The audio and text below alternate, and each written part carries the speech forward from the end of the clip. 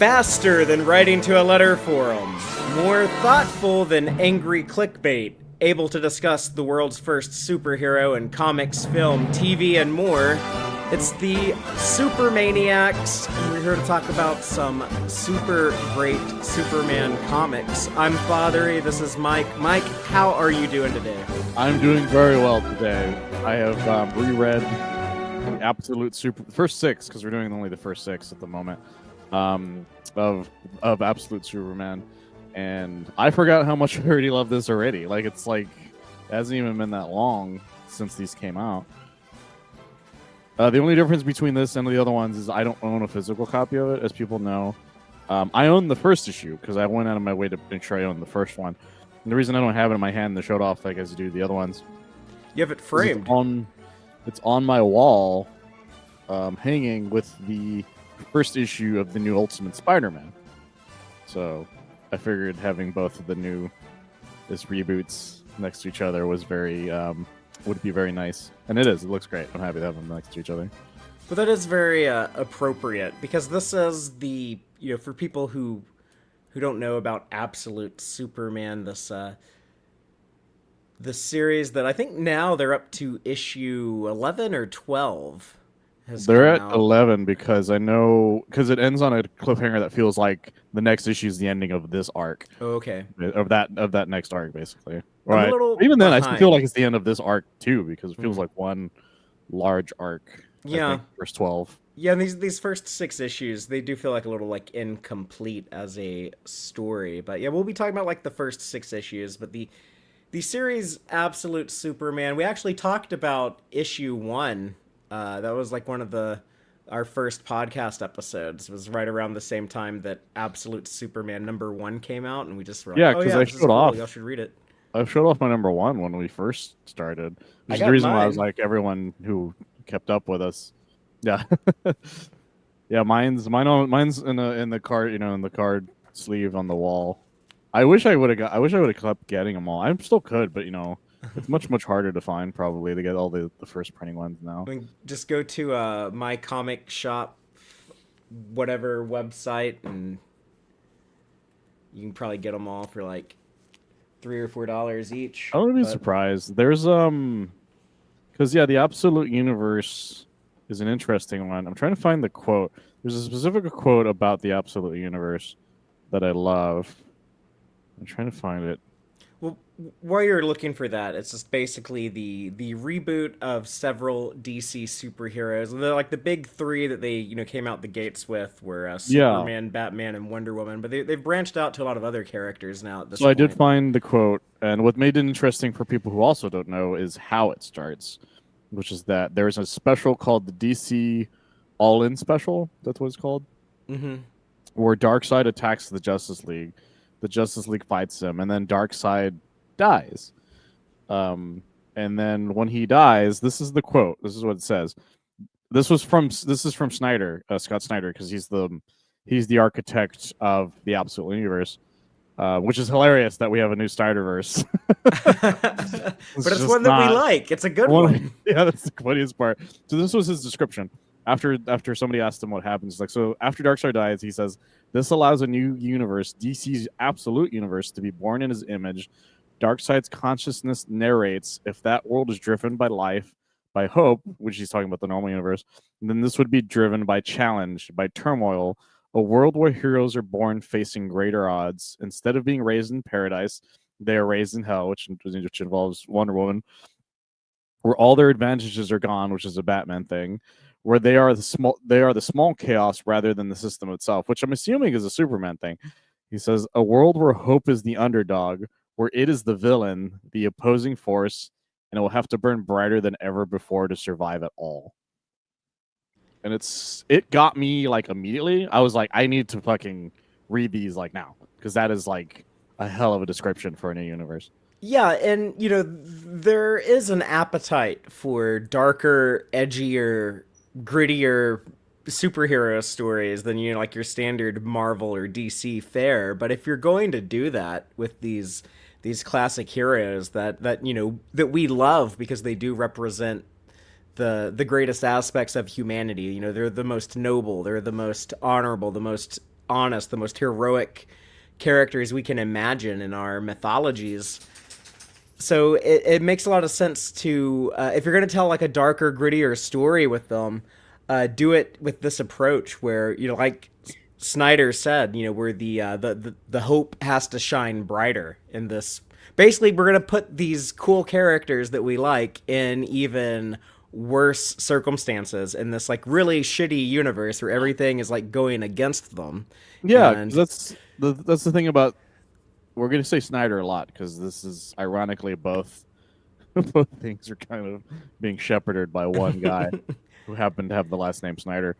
So Zack Snyder, his idea was dark, gritty DC stories, but his version was him thinking like, what would realistically, I'm using quoting fingers because this was his thought process, was what would realistically happen if these characters existed.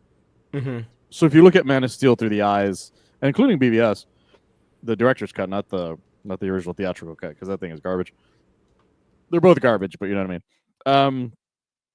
Sorry, I don't mean to offend the Snyderverse fans. I just Well, don't like that one. yeah, But you're not gonna offend me. That's literally my least favorite movie I've ever seen. Is I know Batman I'm just v talking to the Superman. audience because I know there are fans of it. Even Greg Miller's a fan of it. I'm always surprised by that because for some reason me and Greg Miller have a lot of the same tastes. So, but what happens is that if you look at those universes through that lens, you can kind of see where he's going with it. But he never really like changes. He's not trying to change the core of who they are in the beginning. But Bruce Wayne is still rich. He still has an Alfred. He still has the Batcave. He has all these things. Superman still grew up on the farm. All of those things. Snyder's universe is different in the fact that like none of those things have happened. Bruce Wayne isn't rich. Wonder Woman is raised in hell. There's no Paradise Island. I forgot to mention Wonder Woman for BBS. And Superman has a very, very, I don't want to get too much into it because we're going to talk about it, has a very, very different origin than he normally has in anything. Like, it's crazy. In my opinion, Superman in the absolute universe has the most tragic origin of the main three in the absolute universe. Yeah. I mean, it's pretty terrible for all of them, but just like the amount of death and tragedy that he bears witness to, Yeah, it takes the more, cake. it's more tragic than Clark's backstory has ever been. And it feels like Darkseid did it to be like, I fuck you specifically type of thing. You would think Darkseid would want Krypton to not even blow up at all. He's like, I'm gonna set this guy up to have a nice, happy life on Krypton, so that he never becomes a superhuman on Earth and just leaves me the hell alone. Well, that's the funny thing is you think he would for any of them. Like you think the way it works that he would just, if everything's made by his consciousness decisions, you think it would be easier to just leave the heroes. Like it's the way the new Ultimate Universe is. You think that's what he would do. He would just stop them from happening outright, like Ultimate Reed Richards did with Spider-Man and the Avengers and everybody, just like taking them out of the equations, so they're not part of his new world. Instead, Darkseid just goes, yeah, fuck those guys. Like they'll still be around. I want that challenge, but like they're gonna be a lot worse off than they ever would have been normally. It's crazy. But you just mentioned the Marvel Ultimate Universe again, and that the old Marvel Ultimate Universe that they did in I guess like the year 2000 with Bendis on Spider-Man and Mark Miller doing the Ultimates and X-Men and stuff. But that was such kind of mainly because of Spider-Man, I guess. That was such kind of a cool way to reintroduce the character. You could just jump into the comics without reading any of the previous history or anything. And DC has kind of attempted to do that with its characters, but it doesn't really hit the same with DC because they tend to just reboot their continuity every couple of decades anyways, and so you're kind of always getting reimaginings of these characters. But there's something different about this absolute line. Like there's just like a lot of thought and effort went into how can we really truly make these characters new and fresh and relevant. I think that was the big things. They were trying to make them relevant to today's world, but without losing a lot of the core identity. Yeah, that was the main issue that everyone had with the New 52 was the New 52, as much as it was supposed to be a reboot, it didn't go all in. I think that's one of the reasons maybe it's called DC All In, is because when they did the New 52, it was like, okay, Superman's rebooted, he's no longer married, him and Lois Lane aren't together anymore. And then but then you looked at Batman, you're like, everything that happened to Batman happens still, no matter what. Like all the stuff happened to Batman. There's no change in continuity. Every now and then there'll be a change in continuity. And for all you know, everything still happened to Batman. Yeah. It's like, okay, well, what about Green Arrow? I was like, well, Green Arrow is completely different now. He doesn't have a goatee. He doesn't. He still has. He's still rich. He doesn't date Black Canary. I'm like, okay. What about Green Lantern? Everything still happened to Green Lantern. All the Green Lanterns still happen. Also, it's only been 5 years since the beginning of this universe. I'm like, but there's like fucking 7 Robins and like 5 Green Lanterns. Like, yeah, all of it happened. Don't worry about it. There's no way you can convince me that you go from Abin Sur giving the ring to Hal Jordan to all the way to like Hal becoming Parallax. He dies, he comes back. Kyle's the only Lantern. The Green Lantern Corps is back. The Sinestro Corps War happens. Blackest Night happens, and like, oh, it's only been 5 years during all of that. No way in hell. It was ridiculous. It was the stupidest thing about the New 52 is that they didn't go all in. They should have it should have been a blank slate for everyone to go in, and everyone should have known what they were doing, by the way. That was the other issue. George Perez not great because it sounds terrible. George Perez had the worst time writing Superman when it started because he had no idea. DC had no idea what the new status quo was. Grant Morrison wasn't giving him anything. And so it was just like it was a real bad time. That's why if you read New 52 Superman a lot, like especially the not the Action Comics side, because Action Comics, everyone loves the Grant Morrison stuff, but on the Superman side, it was just garbage until I think about Greg Pak had got a hold of it, and then Action Comics got bad once Grant Morrison left, and then until Greg Pak and all them got a hold of it. It was just a pain in the ass because it was just like no one really knew what they were doing, type of thing, and the absolute universe feels like everyone is focused and everyone's firing at all cylinders. And they were allowed to be like, hey, we're not just going to do the same characters. We're not just going to do Batman and Robin and it's been 5 years and everything's happened to them. Or it's not Wonder Woman and Steve Trevor and everything's happened to them in 5 years type of thing. Like some of that stuff's still happening. Don't get me wrong. But you were no longer shackled to even what the New 52s, because that's the other thing is when the New 52 happens, it's from Barry rebooting. It was supposed to be from Barry, setting things right. So you couldn't change that much when it came to Origins overall, and so you still had to end up in the same place, kind of where it would be, which is one of the reasons why they felt shackled to main continuity. Because unlike the Ultimate Universe being its own separate universe, and I mean the original Ultimate Universe that you mentioned in the early 2000s, is it was allowed to be fucking weird as shit. It was allowed to have Captain America saying shit like, does this A stand for France on his head type of thing, where Superman still had to be kind of be Superman, even though they're like, he's supposed to be a kind of edgy Superman, but he wasn't really, honestly. They didn't know how to make him edgy. It was just really funny. Try to see people be like, well, now he's the edgy Superman who doesn't wear shorts or whatever, and has a black S on his back of his cape because he's so edgy. It's like, fuck you guys. But yeah, sorry, I don't know where I was going with that. But with that absolute Superman, it's like an actual this is an edgy Superman that works. Yes, and he's edgy in a way that his design doesn't feel like it's aping off of that much. Here's the funny thing I will say about his design, though. Some of it reminds me of Man of Steel a little bit. Not a ton, just a little bit. But the idea of how Krypton works is so more fascinating to me than anybody has done, like a different version, of Krypton, I guess. Did you want to get started, or would you want to start off at? Yeah, we can dive in. We're going to talk about the story arc that makes up the first 6 issues called Dust of Krypton. It's all available now in one trade collection. But it's in hardcover now too, apparently. So if you guys like the nice hard covers, it's on that too.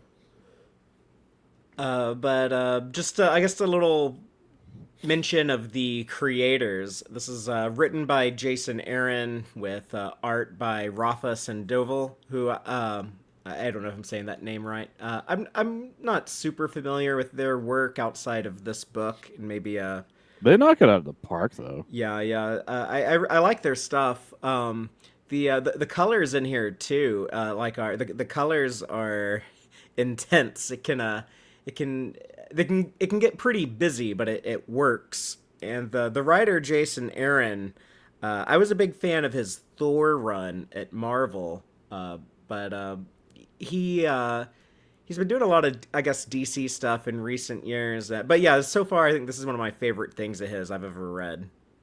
Yeah, he's been doing a series of different things. I remember reading his stuff on Flash.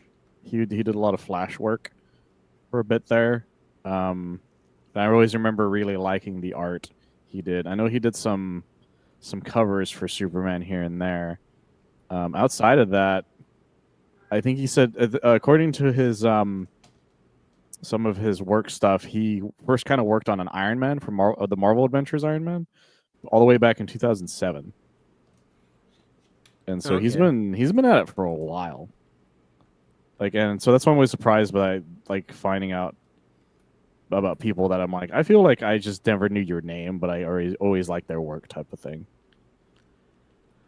But yeah, let's get started. The first issue that it establishes these flashbacks to Krypton before it blows up. That'll kind of cut back and forth with more recent events happening on Earth. But we establish that the planet Krypton was once this industrialized world, these massive skyscrapers in the cities. They talk about, it's all very sci-fi and advanced, and lab grown capacitors the size of mountains, or something like that. But Yeah, they, everything's made of the sunstone crystal, and it's like yes, instead of being a lot of the sunstone crystal stuff.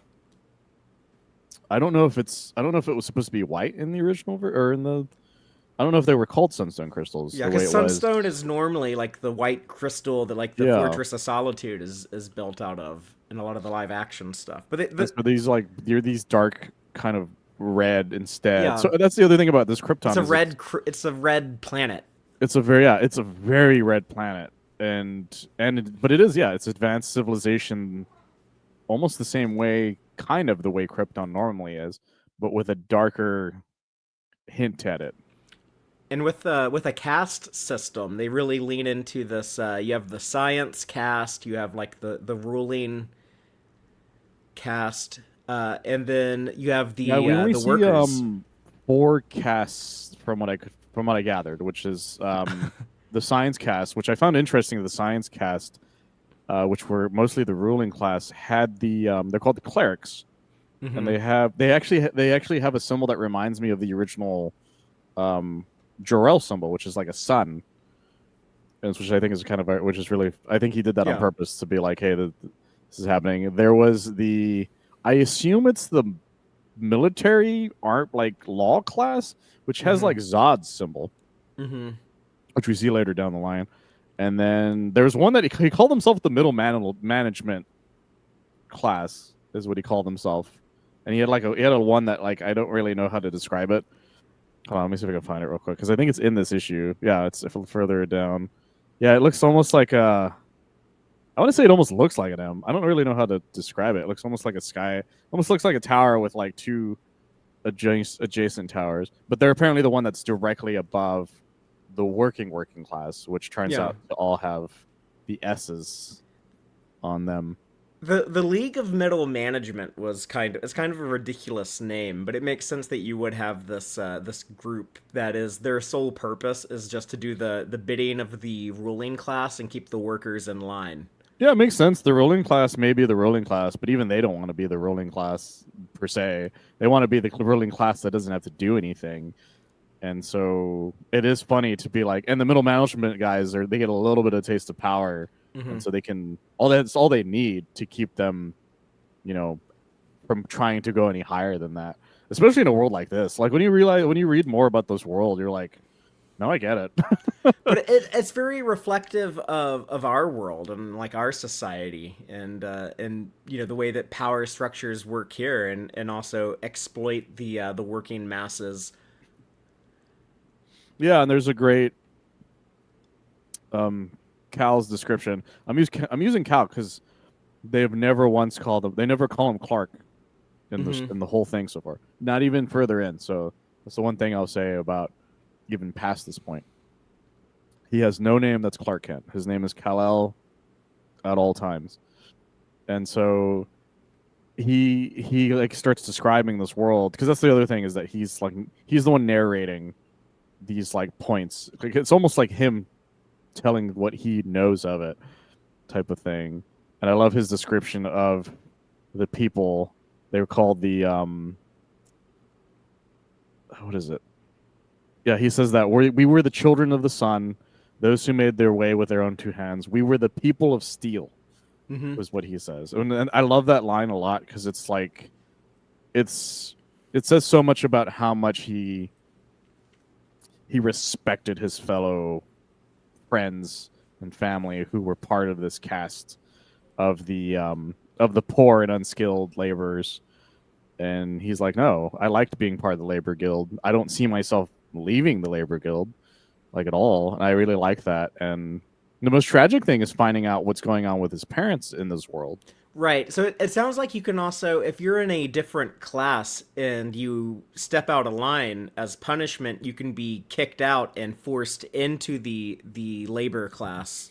No matter what how old you are, by the way, this was the thing that fucked me up the most when I first read it. Was the reason his mom wasn't part of like the science thing, even though she's highly intelligent, is that when she had said, I am, she was upset that there wasn't like any way to like explore the stars in the way the system was because of the way the science guild was like not putting funding into the idea of space travel or exploring the stars. And they're like, well, you're no longer allowed to even get like to be ever become any higher than you are now. And she was 9 when she had said all that. Meaning like we've I've said some dumb shit at 9 years old. I'm sure you did too. Like, imagine being told, like, oh, by the way, now you will no longer be able to ever go to college or whatever because you said like you said that fucking the governor sucks or some shit. Yeah, It's yeah. something She crazy. was saying, well, it's lame that the people in charge don't fund space exploration more, and it's like, okay, you can't criticize us. You're now kicked out of science, and you have to go be a laborer.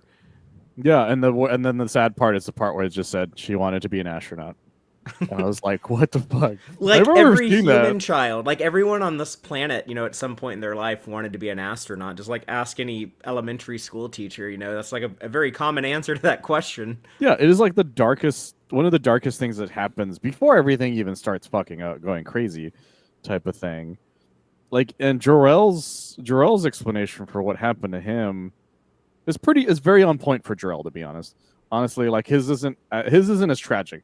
His is just I find his interesting because he he was like just about to enter the high ruling class, and then seconds before he did, he's like, all of you guys are corrupt, the system's fucked, if we don't do something now, everything's fucked. And they fucking laughed at him and kicked him out of science, like he said. And he became a laborer from then on. I was like, wow, they really fucking hated Jarrell if that's the case. Because at least with his, he was like graduation age. I Yeah, assume it was his that graduation was. speech. Like he was like top in his class, you know. So, And um, then, everything that Jarrell says, of course, comes true. Because Jarrell's the smartest fucking man on the planet. yeah. So, Laura Van, uh, whatever her maiden name is, but she, Laura Lorvan, you know, she ends up becoming a mechanic. Jor-El becomes a miner, and as he's mining, he makes, you know, not a surprise to anyone familiar with the Superman story.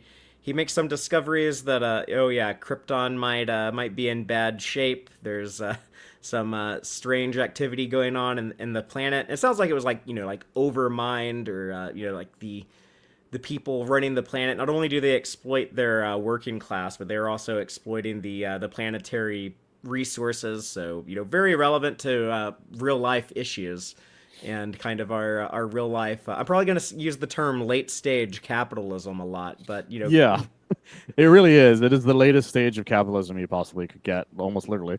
But yeah, what happens is what I like about it is that like when he's doing the mining stuff, he's expecting normal mine issues, but nobody's finding any of that. But there's still rumbles going on, and he's very like, that's fucking weird, and everybody thinks it's weird. But he's the only one that's like, I really need to know what's happening. That's when what was it? He said League of Middle Management. That's what he was called. yeah. And he just gets fucking. He's like, I want this place to be open because I don't give a shit about whatever's going on because there's no issues here. And then Krypton tells him to go fuck himself in the worst possible way. It's brutal, by the way. What happens to this guy? And there's some pretty brutal artwork in here. You see some grotesque stuff, but yeah, like I guess there's like green radiation coming from like inside of Krypton. Like obviously this is what's going to lead to kryptonite, but yeah, it's fatal to these Kryptonians on the planet if they're exposed to it. Yeah, and it seems to be like more of an acidy gas, is what it feels like, because this guy gets his face melted, like the Two-Face, and fucking Jor-El barely gets out with his life. Yeah, it's pretty frightening. It's very frightening. It's one of the more graphic things that's happened on any version of Krypton. Because usually when Krypton starts fucking up, it's a lot of these like. It's the reason why it's easy for for me to believe that people on Krypton didn't believe that Krypton was going to explode. Which is that in most versions of Krypton, it's a lot of earthquakes, so people just are like, well, it's just an earthquake. It's just another one. It's just another one. Don't worry about it. It's just the plates are. What was the first movie? I think it's like it's just the planet settling in orbit or whatever type of thing. And so they never really saw anything that would cause them to worry about it. Where this is coming out of the ground. Like, how would you keep that hidden for as long as you do? And Right. it makes sense once you start putting the pieces together. But like, it's fascinating, like how visceral this thing is. I think the most violent thing I could recall happening to people on Krypton prior to the other one, I think was in a recent one. I can't remember which one it was, but I swore I remember a story of like Jor-El going somewhere and these like underground animals coming further up into a mine because they were like trying to get away from something that was going on inside of the ground of Krypton. And so that was like one of Jor-El's like hints that something was kind of fucked. That even the animals within the ground were like, I need to get the fuck out of here, type of thing. But at some point in here, someone does say, I think it's Kal-El narrating, but looking back, it kind of makes sense that if the planet was dying, the first people who would have noticed, who would have been like affected by it, would be the people with their hands in the dirt, the people working in the dirt, like his father, the miner. So it kind of explains why it'd be easy for the rest of the planet to not talk about it and to ignore it. Yeah, and then I know this first issue, because I know some of the stuff we mentioned is further down the line, but I like that the first issue cuts to this what, there's a specific name for these. They're not like shabby towns, but there's like a name, like a favela or something. I can't remember the specific name.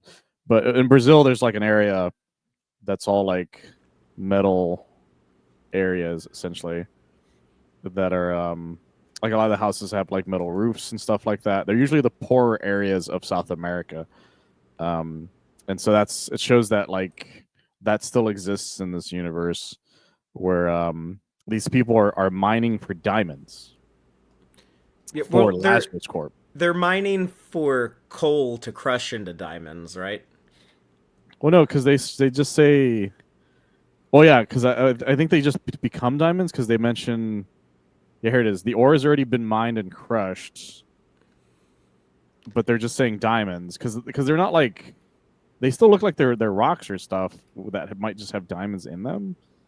It's never really clear. I'm never really clear on exactly what it is that the crusher does. I think because they keep mentioning a crusher. Yeah, that's what makes the ore into diamonds. Okay, I guess that makes sense. But But what I it's found it really terrible interesting. conditions. It's like there's like Yeah, asbestos down in there, and it's yeah, like they found asbestos in a mine, like a pocket of just a giant chunk of asbestos, and it like shot out of the mine, which like like it made it look like it was snowing, quote unquote. But they're being forced to work by an army of peacemakers, which is just like the most fucked thing already. it's kind of like you get absolute peacemaker inside of absolute Superman. That's the one I find interesting. This is the thing I will say about Absolute Superman right away that I find even more interesting than some of the other ones. All of the other ones start off with like Batman villains right away. Like the first Absolute Batman story is a Black Mask story. The Hmm. first story involving Wonder Woman is like these otherworldly like demons and stuff, and like they're all magical things that like Wonder Woman would fight normally. Absolute Martian Manhunter kind of hints at the idea that like, or not hints because it's told, is that the White Martians are a thing. Absolute Flash has the Rogues right away. There is not a single Superman villain at all for a while in this story. Although, like the ending, the ending of the first issue has it, but he's not even his main focus type of thing. It's the only like, and he's not even he doesn't even really fight that guy in these first 6 issues, whereas everybody else did. So I think that's really interesting that a lot of Superman stuff only has like a handful of things that are Superman related in it compared to everyone else, even after 11 issues. Yeah, that is interesting. And we're not in Metropolis. We're not in like the familiar Superman turf. Instead, we're kind of seeing like all different corners of the world.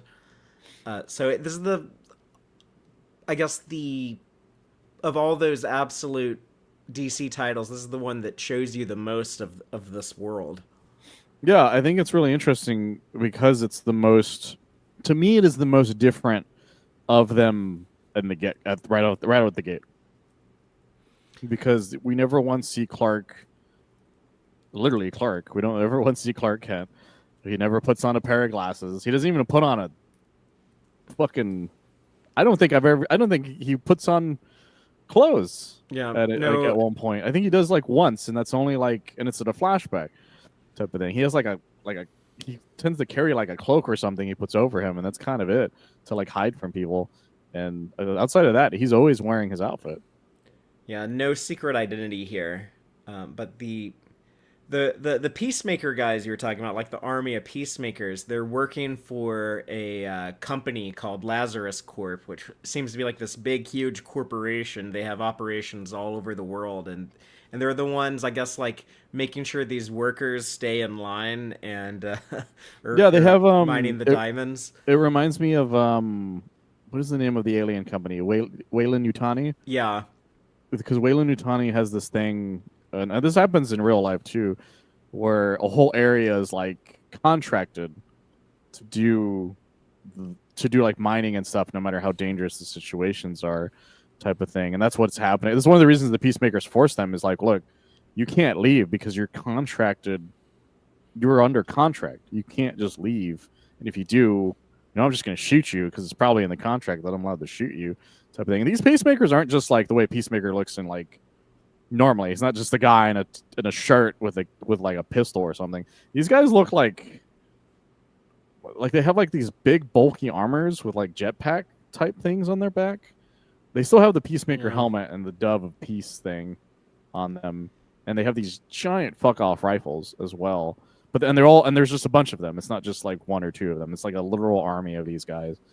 And according to Soul, which is Absolute Superman's, he has an AI suit in his he has a kind of an Iron Man thing going on because he has an AI that he can talk to and like gives him advice and shit. He says that like their weaponry and stuff is like more advanced than they should be, what the current Earth seems to be capable of, type of thing. And they seem to be the only ones, because I don't feel like Batman ever has any issues with stuff like that on his side, nor does Martian Manhunter. Yeah, yeah. These guys, they have some kind of modern looking technology, but then like some stuff that is like, clearly more advanced than anything in the real world. They have like these hover vehicles. They have these helicopter tanks, which they're just like a tank with helicopter propellers on top. Which But is really funny to look at. yeah, it's also corporate. Like you'll see like this tank, and on the side of it, it says, like, "How's my driving?" and stuff like, or like, Yeah, and they all say peace at all costs on yeah, a lot of them. like I Or think the Lazarus's life bullets. is the thing that it has too. Yeah, it's all like this corporate propaganda. It's all like this messaging from Lazarus. Like they clearly want everyone to think like, "Oh no, we're just a wholesome company here to help, here to employ people and provide services and provide jobs, and oh yeah, don't mind that we have this private military." Yeah, and there's a point later on where the guns mention that they print their own bullets inside of them into like different versions. Like there's a Yeah. point where somebody says, "I only want stun rounds." They're like, "Exploding incendiary rounds coming right up." He's like, "Fuck you, these stupid ass gun." Yeah, we can talk about the first bit of action that we get in here, but yeah, basically these, instead of these miners going down into the asbestos mine and toiling all day and destroying their health, they because they have met this dude who turns out to be Kal-El, who seems to be particularly inclined to help the oppressed and downtrodden. Returning to those original roots of Superman back in 1938. But he apparently had like gone in there overnight and crushed all the ore into diamonds and did like a full days of work overnight. So these guys just go down there, and all the diamonds are just down there waiting for them, and they come back up to the surface with these diamonds, and the peacemakers are like, what the hell is going on here? There's no way you could have done all of this. It looks like the crusher hasn't even been ran. And when they're trying to get answers from these workers, and like to the point where like they're like pointing guns, they're like holding knives up to people. They're questioning one dude with a knife up to his throat, and that's when Kal-El wakes up from his shack.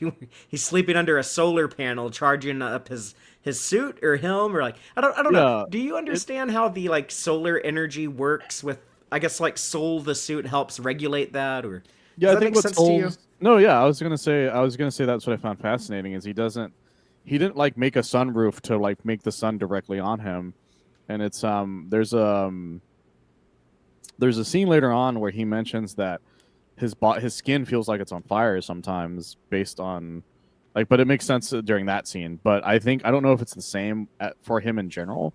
So it seems almost like he's having Soul recharge him as he sleeps instead of like just going out in the sun and then standing there the way normal Superman would, which is just like, give me the sun or whatever. And so it's almost like a what's the word I'm looking for? Not half-ass because it makes it sound like it's bad, but like a low stakes version of the magnifying glasses from Superman 2025, where puts all the magnifying glasses and like points directly at him. Instead, he's charging himself like the way you would charge a cell phone if you're camping, which I thought was really weird but really interesting. And the fact that that Soul, I keep saying Clark because his name, it's not Clark. I have to remember that. Soul's telling Kal that his solar energy is sort of spent up, because that's the thing that I find interesting is that it seems to imply that Superman's not always fully charged at all times. He's just sort of, once he expels enough, he kind of has to recharge after a while, even more than normal Superman does. And so that's when the action sequence happens. Like you said, he gets up, Lazarus is like moving people the fuck away, and poor Kal is forcefully woke up by Soul, and then just proceeds to beat the shit out of Lazarus, or the peacemakers. Yeah. and he's careful not to kill anyone. Like he asks Soul, he asks like this AI, this like you were saying, like it's very Iron Man. It's kind of like how Jarvis in the Iron Man movies was like the onboard AI. But he asks Soul like, "Hey, if I punch these guys, is it gonna kill him?" And he's like, "No," and he's like, "Good," and he just like starts punching away because like apparently Yeah, their armor can take it. and when he starts getting fired on, this is when you get the first real good look at his outfit, not counting the cover, of course, where it's this very it's not really blue per se. I wouldn't really call it blue. What would you call that? I would maybe a dark blue. It's like a gray blue. Yeah, it's like Yeah. a very grayish blue. I don't know if that's because of the coloring in this, but because I know it feels more blue in other issues. But he's got this really interesting thing about it because on the cuffs it's like this solar energy looking thing on his arms as well as his sides. But Yeah, they're like, that's the thing that reminds me of Man of Steel is the way the sides are, because it's not like a belt area. It's just like a line that goes downwards towards his crotch area, kind of the way the Man of Steel one does. Except the only difference is Man of Steel has like an actual like belt buckle section, where this one doesn't.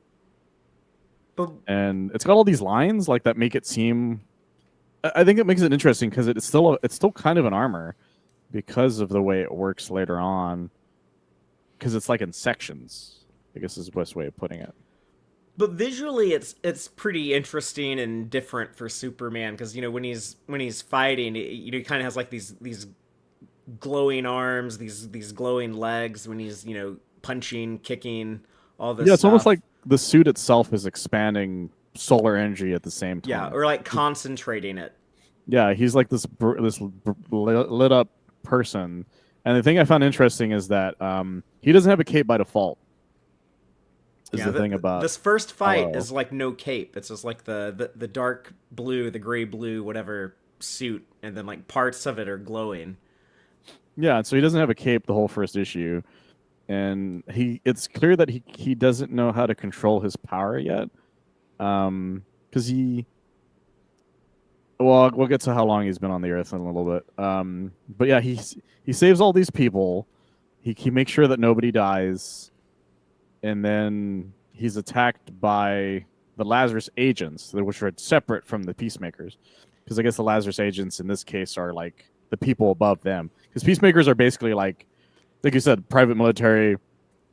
Probably were military back in the day, but are now just basically like Blackwater. I think that's the name of them. You know what I'm talking about? Yeah, but they're like the front line, I guess, and then Yeah, they're just grunts, basically. They're just grunts. Where these guys the are like, reinforcements are a little bit more well trained, I guess. yeah, and they're dressed like actual like normal military outfits type of thing that just happen to say Lazarus on them instead of like army or something. And we are shown that Lois Lane is not a reporter. She is a Lazarus agent, which I found fascinating right out of the gate when I first read this. And she seems to be really young. Like I just assume Kal-El and Lois are around the same age in this universe, and they're probably like very early 20s, like 21, 22, 23. Yeah, based on what we know at the in issue 6, it seems like they have to be like at most 20, 21 or something like that. Yeah, they're like Probably. college age. And I like that the suit apparently affects even like imagery, so it's like hard to really look at them on technology because of it. But yeah, we have he X-ray visions and like heat visions a bunch of people. This is the thing that I don't think I've seen again since this issue, is that his whole suit lights up after he does that part. Like his whole body looks like he's lit up the way his arms and his legs are right after he like kind of heat visions them down. I thought he had killed some people at one point originally until another issue points out no, he didn't. Somehow he didn't kill those guys, because there's a bunch of stuff like exploding during that scene, but somehow he still didn't kill anybody. And I find that highly impressive of a man who can't control himself. Yeah, they make a point of like when he releases his heat vision, they say like, oh yeah, he can't really control this. He just like releases this massive flash of energy out of his eyes. Yeah, and it seems like Soul, like, what does he say? He says, Soul shut me down.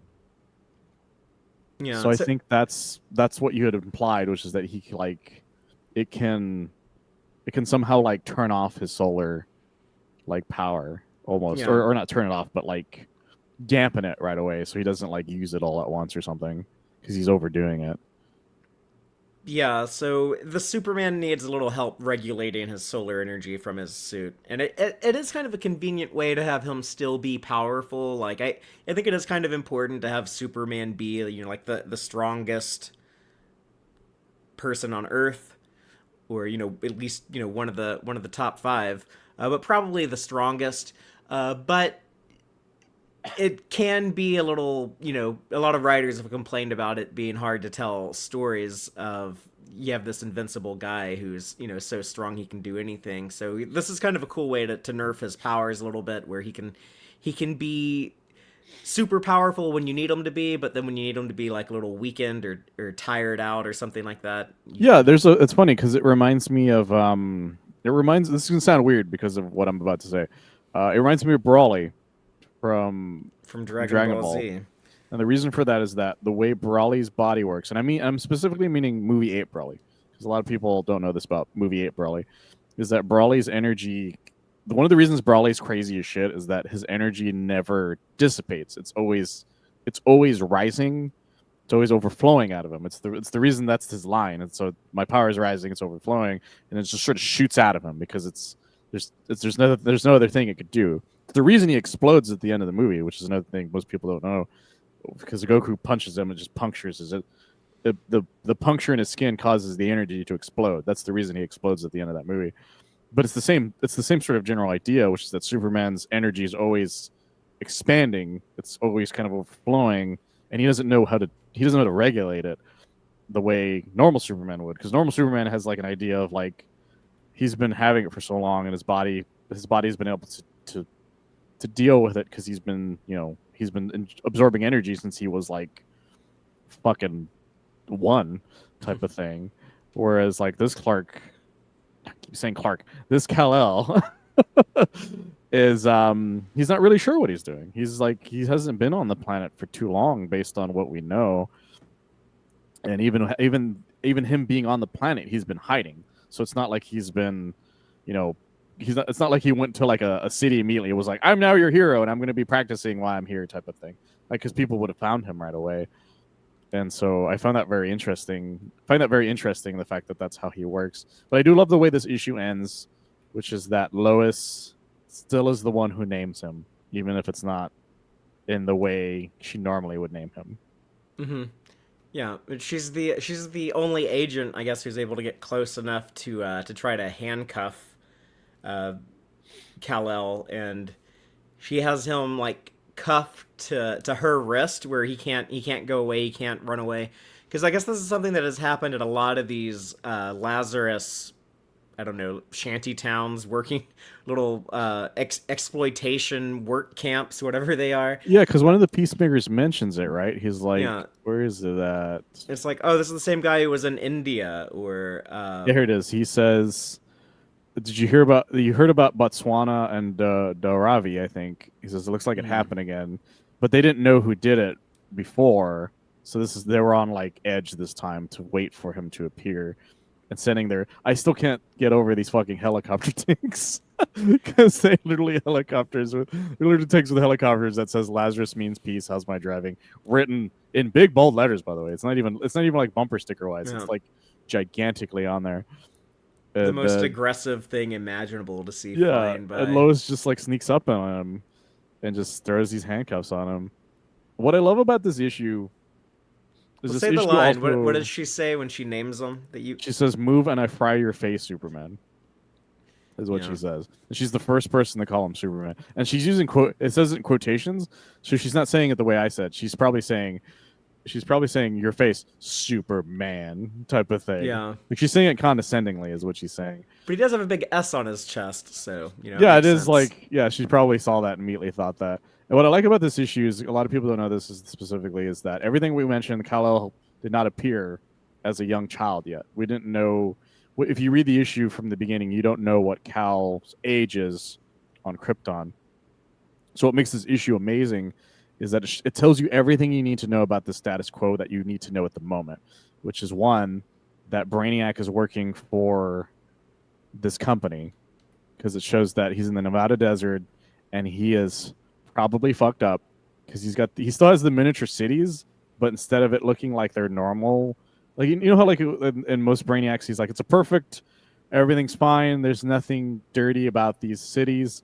These cities are disgusting looking, and people are screaming at all times, which is horrifying immediately. And we don't even know, you don't even really know what Brainiac looks like. You see him, it's a green skinned alien.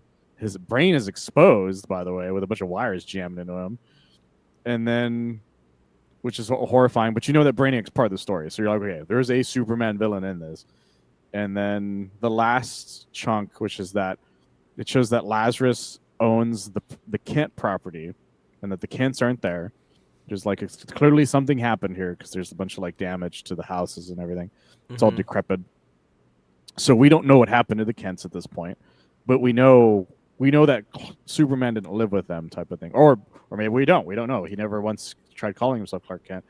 And then the final reveal was like, oh, you poor guy, like poor Kal-El, was the reveal that when Jor-El gets back from the mining thing that happened earlier and he's telling his wife, hey, you know, shit's gonna be fucked, is that we find out that Cal's like, I don't know, 12 maybe, if not young, like if not a little older than that. I think at most he's like maybe 15. Yeah, because they said it was 6 years earlier at some point. So if he's around 2021 in present day, then 6 years earlier he would have been 14, 15 maybe. And I so think he's that a little means younger than that though. I think he's like 13 maybe. it's hard to tell with the way the art is. I don't think they ever say Yeah. how old he is, but it makes it so much more tragic because the thing about Clark in the normal universe is Clark has no memory of what Krypton was. It's what makes Supergirl so interesting compared to Clark in the beginning. Is that Supergirl has this sort of PTSD memory of her family and life on Krypton, and she'd be like, life on Krypton was amazing. Everything was magical, and everything was super expensive, and like looking like everything was high tech as hell. And then the planet exploded, and she was lost in space for like 30 years essentially. Whereas this Clark remembers his life on Krypton. He remembers his parents. He has crypto with him. He's living his life on Krypton. He has no idea what's going on. He's just like, yeah, this is kind of fun. I like living my life. And I think the only difference is that he didn't like have all the fancy things that that Kara would have, type of thing. But he has his life on Krypton. He is now more of an immigrant. He's now more an immigrant than he was even in the normal universe. Because now he's going to have to leave all of this behind, and it's tragic so fast. It's nuts. It's absolutely nuts. That's how that issue. That absolute Superman ends that way, and then continues on from there. Yeah, we get a lot of Krypton background stuff in issue 2. Yeah, what I love about issue 2 is it shows that Kal-El has a knack for writing. I love this. I love this sequence so much because the beginning is like the teacher being like, "Why didn't you just use ChatGPT to do your homework?" Yeah. Why didn't you just have AI write this? Like, why are you trying to write it yourself? Like you wrote shit. What's wrong with you? What are you stupid? Why don't you use ChatGPT to do your homework, Kal-El? I'm going to talk to your parents because you're being too hardworking instead of just using ChatGPT. I was like, that's incredible. Like that's a good way of keeping the labor class there, like their intelligence. You're just like, just don't, if you have a question, just ask ChatGPT or whatever, and it'll tell you the answer. You don't need to learn anything. Just ask it. And Kal shows that he likes writing. He likes it a lot, and I love that right away. And I love that that it's like discouraged to be a person on Krypton, and it's really fucked up when you think about it for like more than like a second. Yeah, individual thought and expression is not looked upon kindly on this Krypton. And then this sequence is mostly kind of like a large action sequence again, where Lois is tied to Kal-El. The funniest part is Lois keeps shooting him in the face. What I don't like about some of the humor in Jason Aaron's writing here, I don't like the League of Middle Management being called that. I think that is just so ridiculous. I like the concept, but I don't like the name. And then here, where Kal-El can't say the word cuffs, he keeps saying chuffs.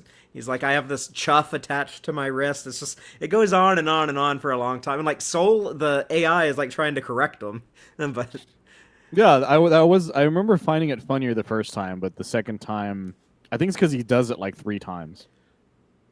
and I think And it's just there to remind us that, like, oh yeah, this guy is still, he's kind of new to Earth. English is a second language. yeah, he's It's all very still new to him. yeah, he's still very he is an immigrant 100%. He doesn't the language isn't every language because they're like he speaks every language. I'm like, oh, yeah, he kind of does. He's like he's the guy who's like, do you speak Spanish? He's like, yeah, un poquito is the what like kind of thing. He's that guy basically. Yeah, And so absolutely. I love that he's trying to save Lois from her own men. And while it's, I love that it's shown that the handcuffs are too more advanced than they should be. Right, Because every right. time he tries severing him, it doesn't work out. And So it's that clear at Brainiac, this point that, yeah, Brainiac is beefing up the Lazarus people with more advanced tech than they should yeah. have. And what's interesting is that the issue shows that the men don't know Brainiac as a person. They assume Brainiac is an AI this entire time instead of some guy controlling everything. And I like that. I like that Soul's very much like, I don't want to do this, man. He's like, let's just be hiding, man. I don't care about this. But comes the reveal of the cape as they're getting shot at. And the cape is interesting because it kind of works like Spawn's cape. Yeah, it can like grow and shape change and do all kinds of weird stuff, but it's like sci-fi and not like whatever the hell Spawn is. Yeah, it's not like a demonic power Yeah, magic yeah. cape. It's a mystical or not mystical. It's a scientifical cape that's like it's kind of like a series of nanites or something. I don't know. I remember one of the hints at maybe what the dust is maybe the dust is made of Krypton type of thing because it is a dust because Yeah. there's a point where later on where Lois like literally wipes it off of something, and so it seems to always be making them. So it's not just like they don't always like suck back in. At one point, if it hits something, it stays attached to it. But it's And red, so like red Krypton. So he's yeah, basically has a cape made out of the story arc is called The Dust of Krypton. which I think is the implication because I think that's what Jason Aaron at one point said is that was maybe the implication of what that outfit did. But the fact that it works like it can harden into a shield, it can protect Lois from things, it can protect him from things, as well as just other people, and it also seems to like use the suits, I guess, because there's moments during the scene where he's saving people, and the suit slowly starts to sort of disappear from his body, almost as if it's being expanded into other people to be used. Because there's a point where he says that it's that the dusk like is giving first aid to people. Yeah, yeah. He like wipes some red stuff on someone's face and is like, okay, it'll the nanites will heal you, or whatever is going on there. Oh, here's this great line though, by the way, from the Peacemakers, where they're like, "The Brainiac system suggests chem rounds level 11. Will do, though I can't guarantee the safety of the agent. Nobody's asking you to, Peacemakers. Like, copy that. Lazarus means life," as he fires these fucking missiles that say peace at all costs on them. It's so fucked. And they hit him pretty hard too. But he looks amazing though during the sequence because it is more Superman like looking. I do Yeah. love that even though he saved her from that, she still shot him in the face the second they landed. And he's not flying in this, right? It's just like great leaps, like Well, the back in the old implication is that days. everyone's saying he's flying, and there are moments where he hovers throughout the comic, but I don't know if he's like flying sometimes. Yeah, It's hard to tell with some of it because sometimes people make it seem like he's not flying, but there are moments where he's clearly flying. I guess if that makes sense. But I mean like later on, because I feel like some of that stuff doesn't happen during this chunk of issues. But we do. It is nice to see that Kal-El has freeze breath during this whole scene Mm-hmm. because he's helping take out fires, saving people. Lois is doing this great thing where she's basically writing an article about Superman without Yeah. realizing she's writing an article. Yeah, here it's like a after action report. It's like she's giving like her field report to her bosses. And she says some amazing things about him. Here's a part that I love where she's like, in some ways, Superman is very much still a boy, one who hasn't yet fully deciphered who he is. In other ways, he's every bit a man with an ethos that seems unshakable.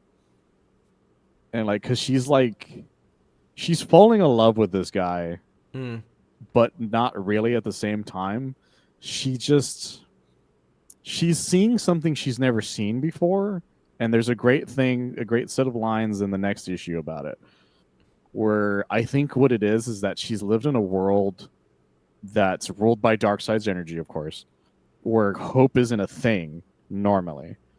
And I think what it is that it's the first time she's ever seen somebody not be selfish in her life.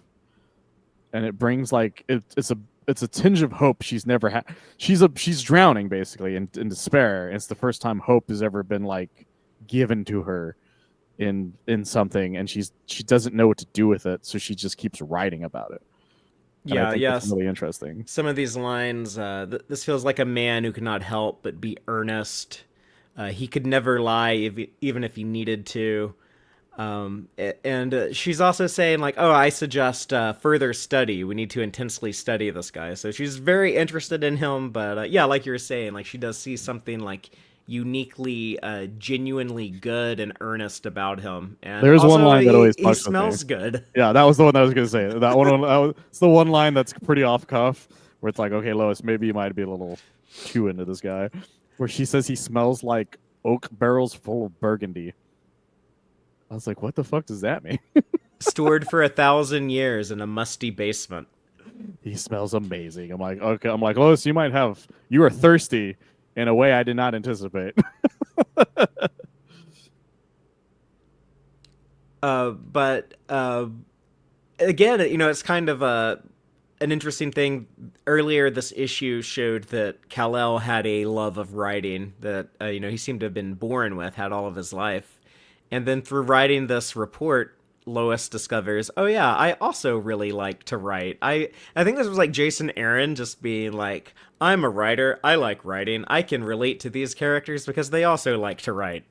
Well, it's Jason Aaron showing there are qualities of who they are usually turn out to be, even when they don't start as what they even if they don't start as what they are in the normal universe. That's still there. It's just there's no outlet for it because they're in a different place, which happens later on with another character, but we'll get to that when we get to it. But I love that she's writing this thing, and this is the moment that I realized that nobody knows that Brainiac is a real person, which is that she's talking to this Brainiac thing, and every time she talks to it, she's just like, no, that's not what I said.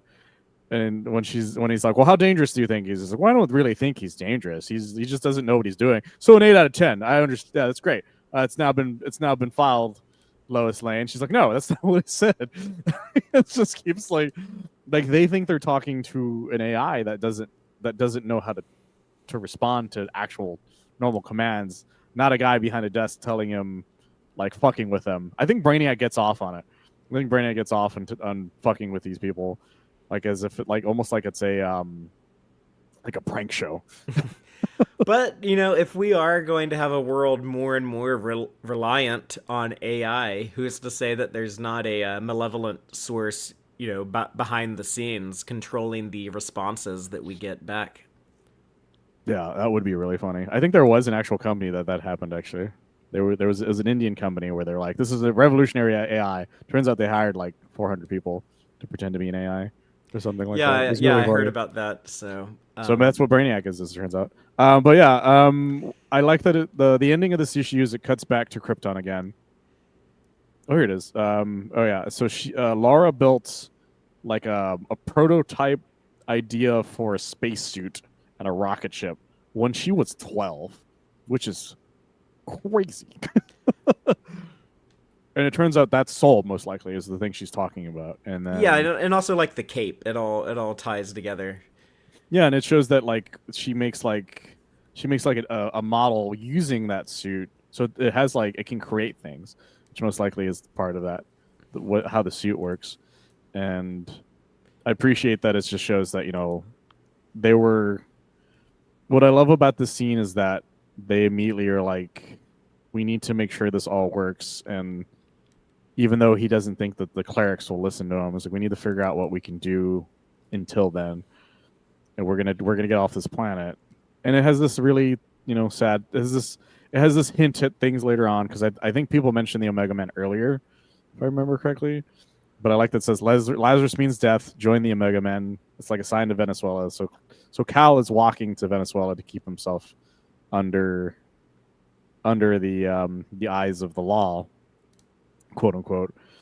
And then we find out that Christopher Smith, Peacemaker, is among the Peacemakers, but he sucks, just as normal Peacemaker does, and immediately opens fire on like innocent people. Yeah.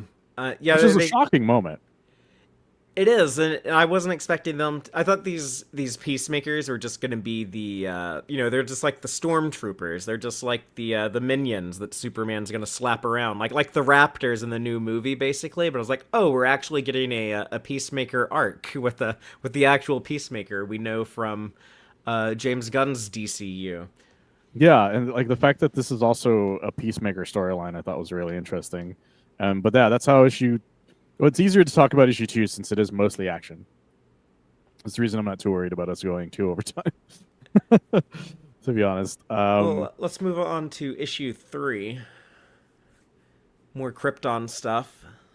So issue 3 has a lot of more backstory on just Clark as a person, or Kal-El as a person. I keep saying Clark. I know it's I have hard. to stop doing that.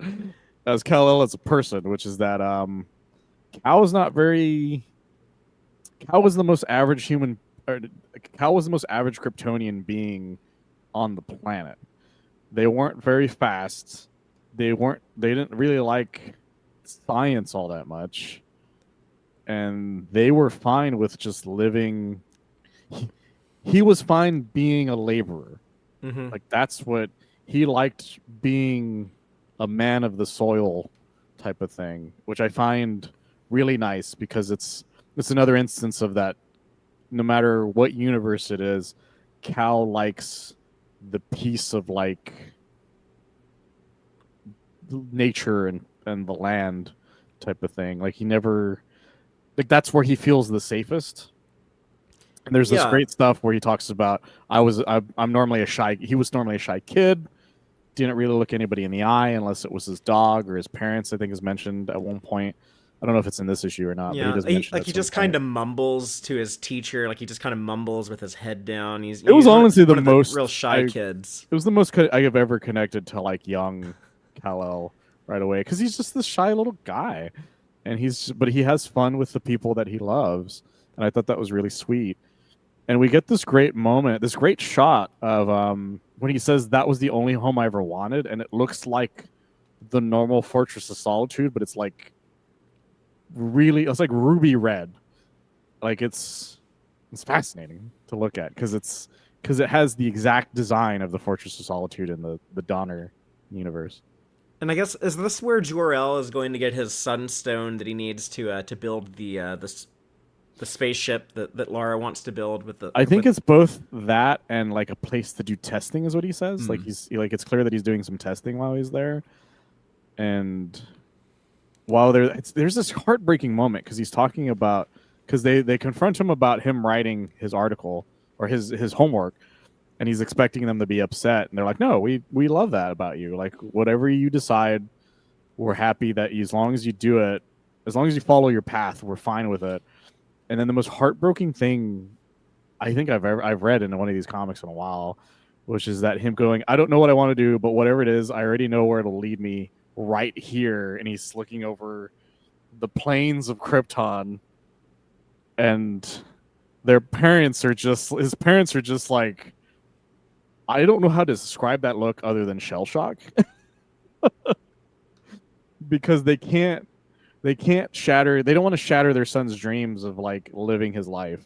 He's like, this is where Yeah. I feel I belong, and he's like, yeah, I don't want to. Yeah, I don't want to tell you this shit ain't gonna stick around. Yeah, so they're already cooking up plans to escape Krypton, but they don't want to tell little Kal-El. They're like, okay, our planet is doomed. Okay, yeah, no, you're right. He is mining the sunstone because there's a container. There's a container with it there as Yeah, he's so, doing it. so all of this red sunstone is what they're eventually going to use to build their spaceship and to build Kal-El's.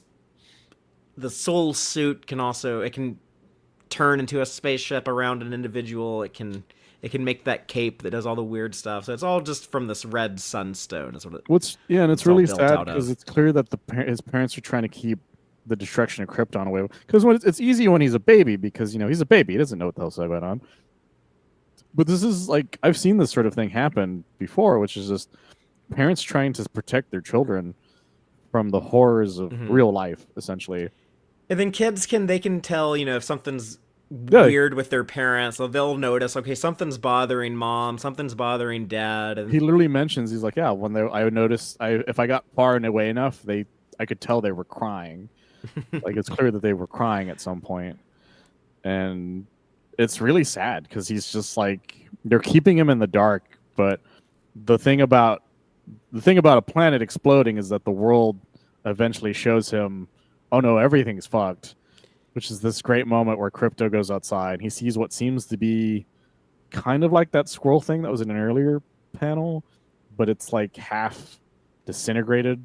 yeah, It's the like the glowing Kryptonian green. wildlife is not doing great. And there's tons of them because once it like zooms out, there's just like it looks almost like an owl, looks like a rabbit, Yeah, like you all see these like things. Kryptonian birds, Kryptonian cows, Kryptonian fish. They're all getting sick and a lot of weird things. They're saying that like, oh yeah, divers are going down to the bottom of the ocean to mine for minerals, and then like they come up boiled alive. The volcanoes that normally spew gold year round, they've gone dormant for some reason. The planet is acting very, very weird. Yeah, animals are stampeding off of cliffs and shit. Like it's crazy. And then I like though that what happens during this, since nobody's telling him what's going on, is he says that it forever something inside me unlocked, which is that he found himself deciding to find the truth. And it's another example of Kal-El wanting to be a reporter without realizing that's a thing, because I assume reporters aren't a thing on this version of Krypton based on what we find out later. I think what I found adorable was that turns out there are like face masks for dogs. Because when he goes underground, Crypto also has a face mask. I Like don't a know if I gas mask. noticed that. Yeah, that's cute. I like It's that. adorable. But there's horrific things happening. Even when he mentions they go on a field trip, you see a bunch of like destroyed trains Yeah. with some of the green gas coming out of them, and these robots taking away these dead laborers. And Cal just can't help but record all of it. He starts typing it in notes, and then he sends it to his Like a school newspaper, basically. The Kryptonian version of a school newspaper. the school's news board is what it is. So there are reporters, but it's clear that based on what has happened after he submits it, that the truth is always suppressed. So it's probably more like a TMZ situation where like you gotta say only the stupid shit type of Yeah. thing. They remote delete it off of his tablet. They like hack his tablet and delete it there. Which is crazy because all of it's gone. And then they're like, yeah, we're going to talk to your parents about it, and which we find out was going to be a lot worse later on. I don't know if it's in this issue. No, it's in the next issue. No, it is this issue.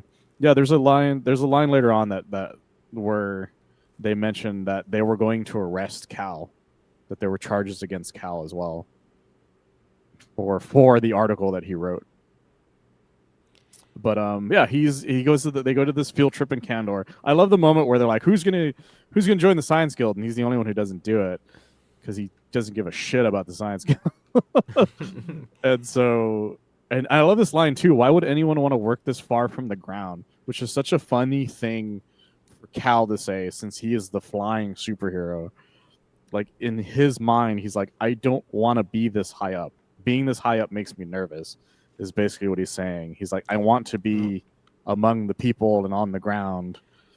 And it's just ironic as hell that he's the character that did not get that. It's like he told Lois, he says, I'm just a child of the dirt. And she's like, oh, you're just another hippie then. But, I love that she keeps calling him a hippie. Yeah, but that, I mean, that's his, that's where he feels at home. That's where he feels connected to, is, you know, the people working the land.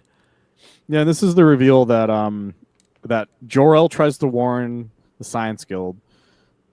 He's then arrested, and this is when we find out that the what are they? I don't think he says what they are here either. But we find out that the Judge Dreads essentially of this little world are Zod symboled. Like the straight up Zod's like full symbol. Like yeah, they're called the Law Guild. The Law Guild, because they are the law. I'm sorry. Yeah. But I mean, they're not that different from like the peacemakers we see, you know, enforcing the rule of law on. I think it's Earth, the reason why so... Kal wants to stop them so much. Yeah, because it reminds him of it. It's fun that the story, the way that it cuts back and forth between the last few days of Krypton and then the current events on Earth, is it's, you know, it kind of shows us like, oh, isn't this like weird and dystopian and sci-fi? And also, it's exactly what's going on in the real world where you live.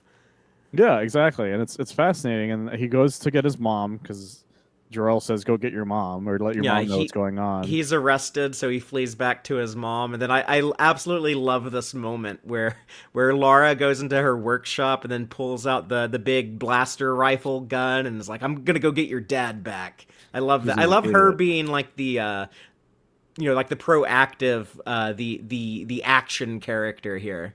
Yeah, she's an action hero, and there's I like this moment because it's clear. The funny thing is, like, I wonder how she hid the gun, because when she, according to this, they walked up to them and asked about their Jor-El, and he says, Jor-El, loudmouth miner from the Redlands? Yeah, he's here, being held on suspicion of heresy. This kid, the one who thinks he's a writer, we got charges for him too. Why don't you both just come with? Like, it sounds like they just showed up and she had a purse on her, but instead she has a gun that shoots lava. Yeah. It just starts wrecking their shit immediately. Also, Krypto gets to be a fucking action hero too, because he has the dust on his collar. Yeah, he saves Jor-El. Like, Jor-El's like, what the hell? Like, my dog just like flew in here with a red cape to rescue me. Yeah, and they have these like, and like the Law Guild has these like lethal injection balls that can kill people, I guess, if they send them out the right way, and they shoot out like lasers and stuff. And it shows how much Soul can do that Kal-El never does, because the cape looks almost like it's full of energy at the same time, and Laura has like a mask on. Yeah, she has like the full armor activated. Yes, so she's basically like Iron Man, but can like just construct like weapons that shoot lava and, you know, more weird sci-fi stuff. She's like Kryptonian Iron Man, basically. Yeah, and then Kal does what Kal does best, which he reveals the truth to everybody. I love this line. Tell me your login code, and I'll ask my mom not to shoot you anymore. Stop where my mama will shoot is basically what he does. But I love what he sees when he hacks into the computer systems and then sees that actually the ruling class knew the planet was dying all along, and they've secretly been building spaceships, but not enough for the like the working population, just enough for the rulers themselves to flee Krypton on. Yeah, the funniest thing is that I always say this because it's really funny to me, is that the ships look a lot like the Alderaan ship from the beginning of Star Wars. Yeah, the blockade runner. It looks Cantive just like 4. that. Yeah, it looks just like that to me, and I bet, and I guarantee you that was on purpose. But no, I love that. Yeah, Kal finds that out. And then, like, because he's curious, he's like, why aren't we being swarmed by more people? There should be more, like there should be a small army here. Yeah. But instead, it's like, it's more like just a series of guards that are left behind to keep a guy from doing anything. And then I love this moment where he, after they leave, I like this moment a lot because he's like, well, Krypton's dying. And he says, you want to shoot me in the space to save me all alone wearing mom's spacesuit from when she was a kid. And I love this moment because it's also incredibly heartbreaking considering we know what happens, where they said, where they're like, we're not leaving, we're not shooting you by yourself. Like, what are you, stupid? Yeah, who would just like send their kid out into space all on their own? No, we're Like, coming with you, only a obviously. stupid person would do that. And so they're we're obviously all going together. Are you dumb? I just thought it was really funny because it's like, no, I get it. Like this is the first. This is these L's were more on top of the idea of leaving Krypton together than any others except for one other one that I know of, which is a what if story or an Elseworld story that I really like called The Last Family of Krypton. But this one's even more than that because they want to take not just the three of them, but like a shit ton of people, which is great. I love that they're like, and then I love that I love the reaction to the reveal that the clerics knew all along that everything was going to explode, and they're like, well, how did this get out? And they're like, well, it was uploaded from where we just left, and they just look at Kal-El, little Kal-El, and he's so happy. He's so fucking happy with himself. And the only thing he says is, so where are we going? And then I guess the last page of issue 3, they do show modern day Smallville, Kansas. You see the Smallville senior living, and there's like some nurses that work there. They're talking about like they're talking about Martha Kent, but they're saying like, oh, she keeps asking for her son, and like that's weird. She doesn't have any next of kin. She doesn't have any family. So, apparently Jonathan is dead at this point, and but she's like, we see her like laying on this hospital bed in very bad health, but she's like reaching out and like asking, like, Angel, where did you go? Where are you?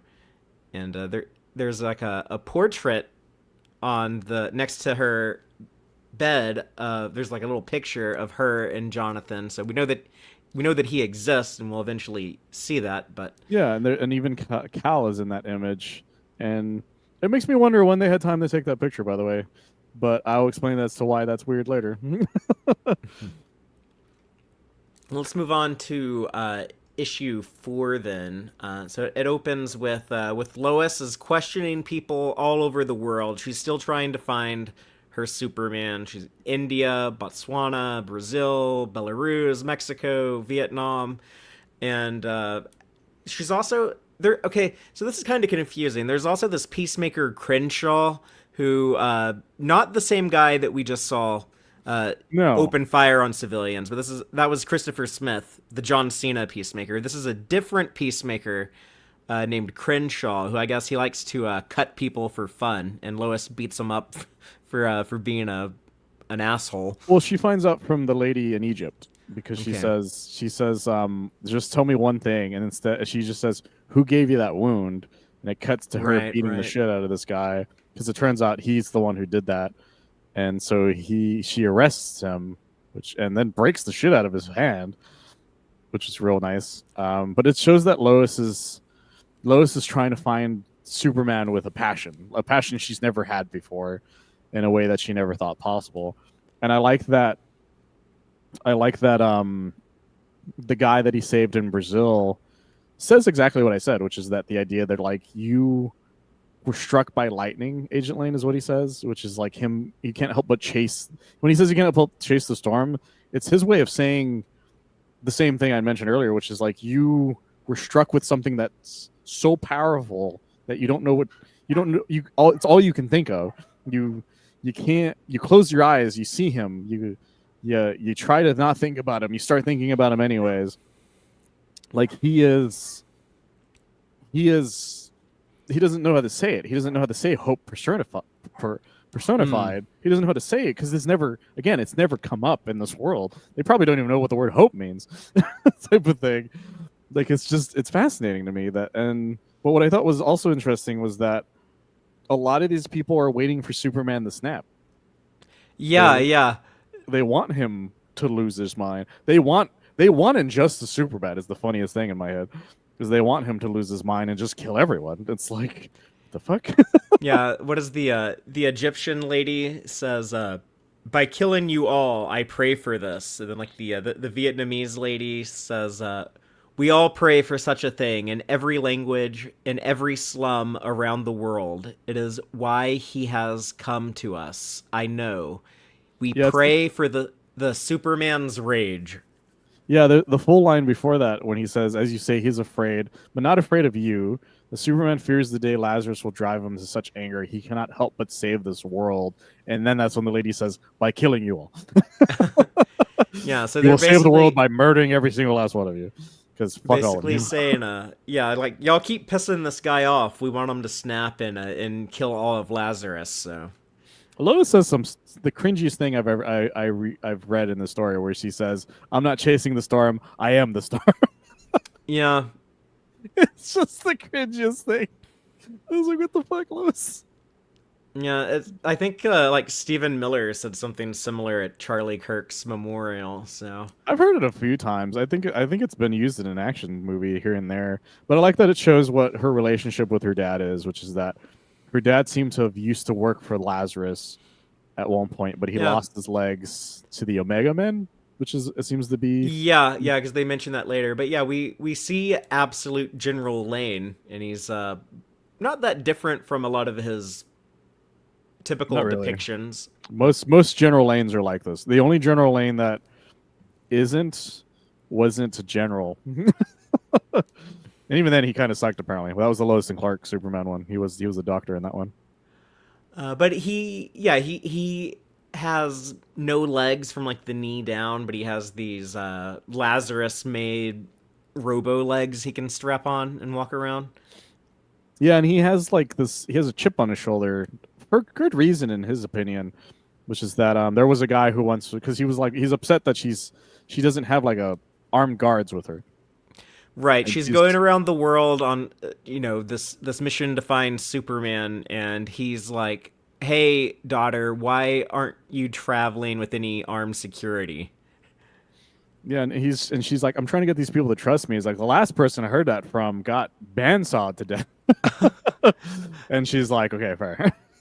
Oh, she's like, "Yeah, you made me watch the video of that when I was a teenager." So, or Not even. She was 12 when I was according to 12. what she says, So. which is beyond. It's like, come on, but but it makes sense. General Lane is a crazy person. But I appreciate that it shows how much more above the peacemakers that Lois is because that the peacemakers she can tell the peacemakers to fuck off when she goes out by herself and they will listen to her. And then she's attacked by actually before she gets attacked, I want to bring up this moment that's really fucked up, but also very very unfortunately relevant to today, which is that Christopher Smith's Peacemaker in this universe is desperately trying to tell Brainiac that he doesn't want to go back out on the field. And Brainiac is just being like, "What's that? You misfired? Your gun's just fucked up? Well, we'll get you a new gun." And they get you right back out there. He's like, "But I'm worried that I'm going to kill people. Who the fuck cares? Go back out there. Here's another gun." Yeah. He's like, I what I really need is to like, talk to a therapist or something. But his only option is like the company AI, and it's just telling him Yeah, like, no, he's like- you're fit for duty. Get back to He's like, work. I need help. The only reason I didn't kill anybody is I missed. I'm like, I don't want to. I'm scared. I'm going to kill a bunch of people, and I was trained to maintain peace at all costs. But now I'm worried I'm going to do awful things in the name of peace. He's like, your gun misfired. I love how he keeps saying Brainiac understands what you're saying. Is your gun misfired? It just keeps saying it. The Yeah, weapon like- was defective. It will be recalled and repaired. It's like, no, no, motherfucker. I like the last part where he says, "This concludes your therapy session, Peacemaker Smith," and he's like, "No, please." I mean, like he's almost like he's trying to confess his sins to a priest, and he's just being like told, like, "What sin? You didn't do anything wrong. Get back to work. Shut up and get back to work." It's the kind of thing that would happen in like Helldivers, I feel like, or Starship Troopers, Yeah. where they're like, "No one gives a shit about your feelings. Get back out there, soldier." Yeah, it's seems like something that would be commonplace in a fascistic society, and 100%. unfortunately, that makes it feel extremely real and relatable. Yeah, especially with how often that sort of thing happens, even nowadays. But yeah, eventually Lois is then accosted by Alpha of the Omega Men. Yeah, Who a familiar very familiar. ginger. Yeah, and my favorite thing is one of the first things he does is he flashes like a bright light flash, kind of the way a camera would. Oh, I didn't even Lois. notice that. But yeah, it's Jimmy Olsen with the camera flash making his Yeah. debut in the absolute universe. He blinds her because he's like, well, I want you to try to join us because things are fucked, and I like that Lois shows that. Oh, by the way, I can kick your ass because I was trained to fight in a lot of different ways. Right, she can fight him blinded. She's still able to fight. She beats the shit out of Jimmy, just outright beats the absolute shit. And he's got kind of this, he's got like a helmet over his head that has like the Greek letter for alpha on it. So I guess like the Omega Men, Omega being a Greek letter, they all kind of have some, Yeah, like their later on- hierarchy is like alphabetized, I guess. Yeah, apparently, according to Omega herself, because she has the Omega symbol on her Yeah, face. yeah, she's Apparently Omega Prime. Alpha seems to be like their starter rank, basically the same way. Because she says it's like, because I know later on she says like with that you'll never rise above Alpha. So I think So I think Beta it's is really- above Alpha? apparently that's how that is. I wonder if there's a Sigma, but yeah. And so he's trying to desperately to get Lois to be on his side, and then when he realizes that's not going to work, he tells her to run because Omega Prime is what she's called comes after her. And this is the moment I really like where she's like. Brainiac's like, shots are fired. I'm going to send you some people. She's like, no, goddamn it. And then all the peacemakers attack. And I like that Christopher Smith's armor never really gets repaired.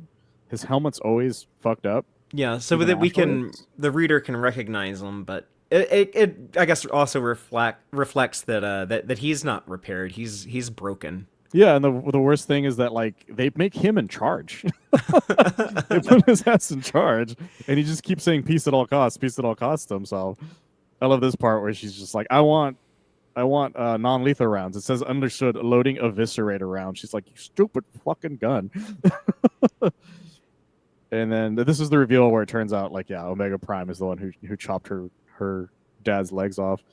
And Oh yeah, this she's is- joking about like I guess he's a little shorter now or something like It's that. such a fucked up thing to say, especially because Jimmy's trying to get her on their side. Right, he's trying to recruit her because I guess like the Omega Men, the way that they're depicted up to this point, you can kind of get the impression that okay, they're like the leftist, they're like the Antifa, they're like the yeah, we're gonna go against these corporate forces, these military forces, and their fight is pretty cool. Like Omega Prime has like this laser sword that like Lois is having to fight with like a laser nightstick to kind of like block the sword. But it's a very very visual fight. I always appreciate when I think in comics especially you gotta take big swings with the visuals like this. So It's really cool. Well done. We learn more about the Omega Men past issue 6, of course, but I won't say anything because I don't want to spoil a lot of really great stuff that happens with them. And then Jimmy shows that he has a conscience because he doesn't want to fire at Lois right away, and he's like, I don't know, I need to think about this. I don't know what to do. And then that's when Superman's scientific cape dust beats the shit out of the Omegas essentially because Yeah. Jimmy is thrown across. I like Omega Prime, just Primus to all Omegas, which is really funny. He's here. We found the Superbad, and she's like, "Fight with us!" And he just fucking bitch slaps her Yeah, he's not interested in joining up with anyone. because he doesn't want it. He doesn't want to do with any of this. That's the thing about Superman in this universe. I think is interesting. Is Kal isn't a man of action. Kal is a guy who's forced into action consistently because he's trying to protect people. And I like that he tells Lois, he's like, just stop fucking looking for me. He's like, I don't want to talk. I don't want to deal with you people. Leave me the fuck alone. Yeah, he's still like the shy, quiet introvert in the back of the class that doesn't want to make eye contact with anyone, Yeah, and she's not able to talk to Superman because Peacemaker shows up. I'm using Peacemaker Prime, I guess. I don't know. Peacemaker Prime shows up, and like he gets frozen. I love this panel, by the way, of how he freezes him because it's like it shows the top of Cal's head, and then they drew him doing the freeze breath under it to make it like one face. But they're two different sequences because of the way it's colored and everything, which is really fun. Because it's almost like he says, "Remember me," and it's almost like he looks at him going, "No," and then freezes him. He doesn't Yeah, say anything. and Come on, baby. they're in Pakistan at this point. As Lois was globetrotting, trying to find Superman, and you have like some of the local Pakistani people are like, oh, haha, look at the dumb peacemakers. They're like frozen in ice. Let's take pictures of them. What's impressive is if he doesn't freeze Lois somehow doing that. I just found that really impressive that he doesn't freeze her. And then Jimmy shows his side of his old self coming out because he couldn't help but take a picture Hmm. of Superman flying away and being like, that was awesome. And then what's not awesome is when Christopher Smith gets out of the ice, and this time he opens fire on a bunch of civilians and does not miss. Yeah, and it's clear that he blacked out because he wakes up to it. He doesn't even realize that he did it. He's just freaking the fuck out and then goes, wait, what happened? He remembers that he says Superman spit on us is what he thinks of it as. And then he flew away and then everyone was laughing. He's like, what did I do after that? He's like, well, you fucked us. That's what you did. You absolutely fucked us. And then during all that, Jimmy is dealing with Omega Prime, where this is where she says, I don't think you have the commitment it takes to ever rise above the rank of Alpha. So it seems Alpha is like their beginning amount. And that he's just like, I still think that Lois will get on our side because she probably hears the same thing, that maybe she's on the wrong side. This is a very nice moment. But yeah, I remember being shocked by this ending as well about Peacemaker, just because it's a lot of people. It's not just like a couple people. I think the next issue mentions it's like 20 something people that ends up happening too. Yeah. And then issue 5 is issue 5 is an interesting one. Yeah, but like the actual destruction of Krypton issue, it was it's kind of haunting to me. Some of the dialogue used to describe the end of the world on Krypton. How Kal-El said that he'd like to think that it wasn't just like a total shit show of just like mano y mano, everyone out for themselves, trying to get on a life raft and get off world or something. But yeah, it actually in his heart of hearts, he knows like, yeah, it was actually like really terrible all across the planet. And yeah, he would like to think that there were people that tried helping each other at the end, or moments where people like held on to one another, realizing there's nothing they could have done. But I think it's fascinating the fact that the Law Guild just keeps trying to stop them, as well as other people, because they know full well they're not going to get out either. Like, they're just that ingrained in their heads that we need to stop the Labor Guild from getting onto the ships that are for the clerics, even though they're not going either. Like that's what I find interesting, because to me it means there might not be a Zod. To me, it means that Zod, because if there was a Zod, he would have taken one of those ships so fast. I just assumed that like somewhere in the Law Guild there was a Zod who held the rank of general. And he just might not be the Zod that we know, because the Zod we know fucking tried taking over the government on a whim. Maybe that already happened. Maybe they dealt with him on this planet. And I think that there's so much that's so fucked up about this. He's probably in the Phantom Zone.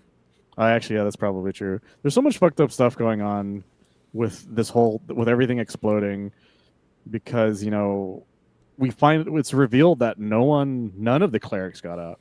None of the ships they even made it out. Like, they all exploded during the destruction of Krypton. And see, that's what freaks me out, because I think about, oh yeah, in the real world, the 1% are gonna fuck up this planet, and they're gonna be like, oh, it's okay, I'll survive in my doomsday bunker, or I'll go to Mars with Elon, or whatever. Like, they'll have like this dumb vision of like, it's not gonna affect me. I'm above everything. I'll get out of it. And then they're gonna go down on the sinking ship too. And it's just it's like, see, you fucked us all for no reason. Yeah, there's the ending to Don't Look Up, I think was the name of it, is another one that kind of similar in the fact that they do get away, but the difference is that they land on a planet that immediately kills them all. Type of thing. So they still didn't get away. And then there's the Punisher: The End is another good example of that. Mm-hmm. Yeah, I love both those stories. Yeah, it's a wasteland, and all the 1% try to live on a bunker, and the Punisher's like, not on my watch, and just kills everyone because he's like in his head, it's like these people. If we've done this, no one deserves. Like the people who survive they don't deserve it. Basically, we have fucked up the planet entirely. And there's some dark shit that's revealed in the bunker during that sequence, but it's the same kind of idea that like that no one was safe even when they thought they were, and I thought that was and it's proven again even for Jor-El and Laura's plan because this is what makes this escape from Krypton so much sadder is that the ship is full of people. Like this is an escape. This is an escape pod. This is an escape like fucking craft. Yeah, they were able to like invite some like neighbors and relatives on board the ship to flee with them, and I guess like Laura's technology is everyone gets like their own little custom spacesuit slash AI. Like I guess like they're all like that soul computer system in all of them, and it can also. It's supposed to be part of the ship, and because she mentions like before they leave, he's like, well, maybe I can get another person, and she's like, well, if you do, it compromises the ship's integrity. Yeah, because I think the idea is that the ship is made of the suits as well. Yeah, it's all made of that sunstone, that red dust. Yeah, so if you give more than if you give more people the suit, the ship's integrity gets lower and lower as it goes on. And she's like, and if we get like one or two more people past what we have now, the ship wouldn't even survive leaving, even if everything went right, type of thing. And there's this really sad shot of before they leave of Kal. I keep saying Clark, of Kal. Of Kal looking over where he had said, where no matter where I go, this is where I'll always end up back here. He's looking at that same scenery, but instead of being this gorgeous, like lovely field of plants and stuff, it's exploding.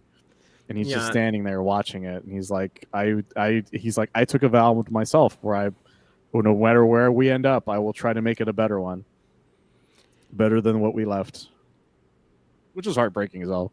Yeah, and it cuts back and forth between the young Kal-El watching Krypton die, and all these red fields explode with green gas, and the basically the Kryptonian apocalypse.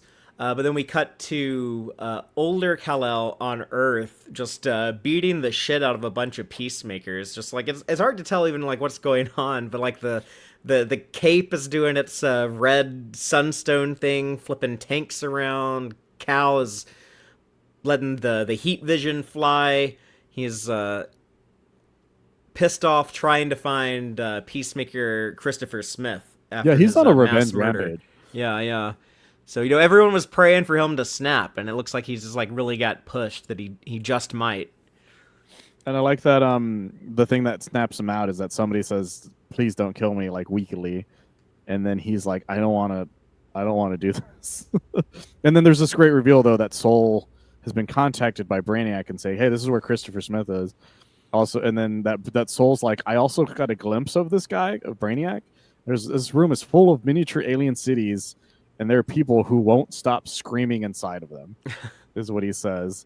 And I know that Kal says something after he almost kills somebody, and he goes, I'm afraid. And he's like, of these people, you should be. After what I've seen, we need to get the fuck out of here. That's basically what Soul keeps telling him. He's like, we don't need to fuck with these people. These people are psychopaths.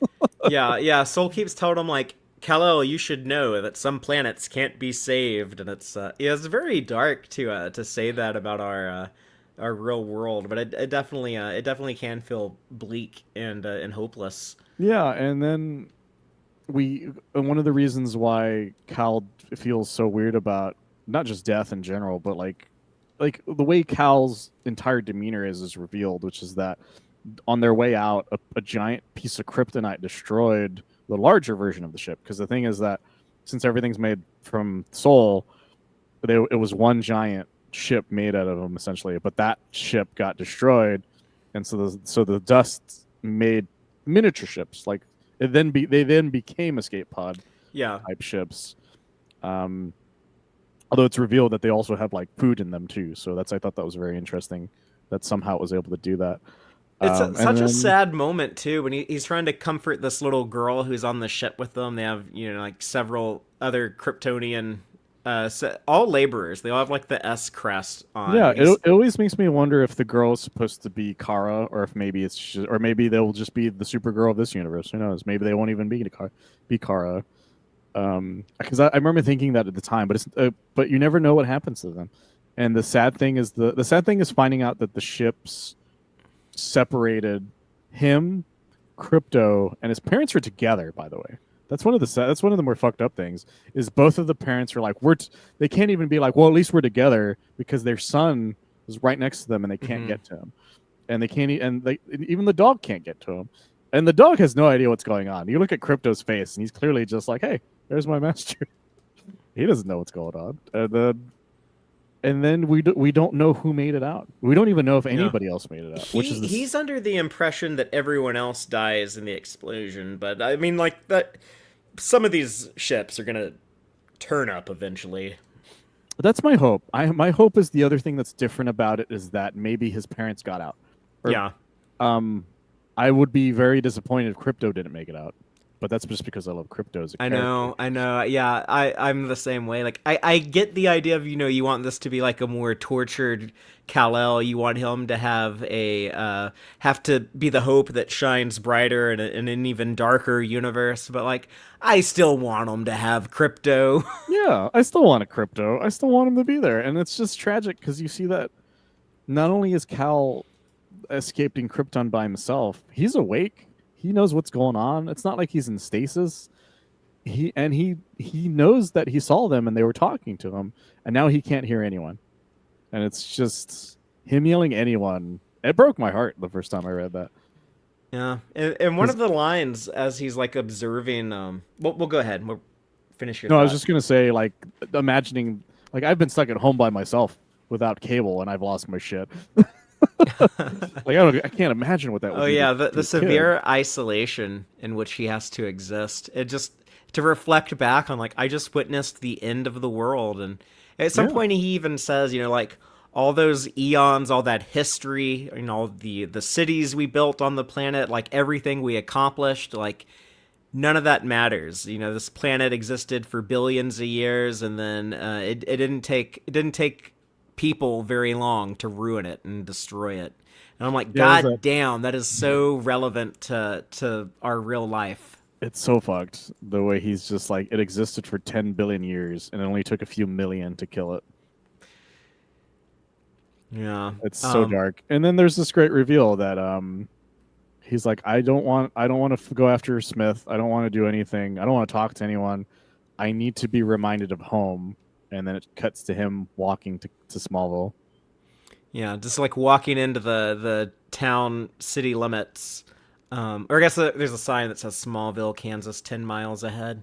Yeah, which it wouldn't take him very long, all things considered. And then issue 6 is basically, this is the thing I found interesting, is that it's the same way that Ultimate Spider-Man did, which is that this is just his origin for the most part. And we find out what happened to Kal-El right after, and it's another heartbreaking moment because Cal's by himself for like a year and a half in space with no one to talk to except for Soul. He's lucky he even has Soul to talk to. This is issue 6, by the way. I don't know if I'd mentioned that to people. Yeah, yeah. But yeah, it opens with Kal-El like starting to go crazy, just like and he's suicidal. He's like telling the computer system, just like, you can just drop me off here in space, just like, oh look, here's a yellow sun, just drop me off in it. But to the reader, we're like, oh, yellow sun, I guess he's made it to Earth. Yeah, the sad thing is that as he's flying by himself, he's like, the Science League, as being as intelligent as they were, never bothered exploring shit.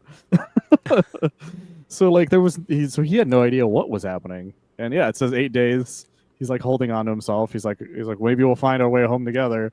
So it says scanning for life supports. 8 weeks. His hair's starting to grow out. He's still thinking about it, and then he just screams at month 8. And then like you said, he gets suicidal. This is how we find out it has food, because it says you've not consumed your daily allotment of rehydrated protein slurry, which yum. He's I been feel living so off bad. of that. He's been living off of rations for a year and a half. And so I guess he lands at like I'm assuming he's landing at 15 because it's been a year and a half, more than a year and a half type of thing. 15, 14, 15. Yeah. So it is. I guess this is where it starts to get like a little bit more familiar Superman, because then we see Smallville, Kansas. We see Jonathan and Martha out working the farm. Before he lands, we get like this conversation. This is the first time we actually get to uh, hear much from these two. You know, other than this, we'd only seen like Martha laying in the hospital Yeah, bed. and that Clark's body before he lands as well is like he's like my body's on fire and it's because the sun. He's forcefully being given superpowers as he's Right. coming to the atmosphere. Yeah, he's getting that yellow sun radiation for the first time, and it's this And he's treats it. scared. Yeah, it's treated very scary here. It's like it's almost like a body horror thing. It's like it's doing weird things to his body. It's painful. He doesn't know. It's like all like unexpected from his perspective. He has no idea why this is happening. Soul is trying to comfort him, and Yeah, there's like static coming off of him. His eyes are turning red. Like he's freaking the fuck out. And but Soul's like in the meantime going, "Hey, I found a place."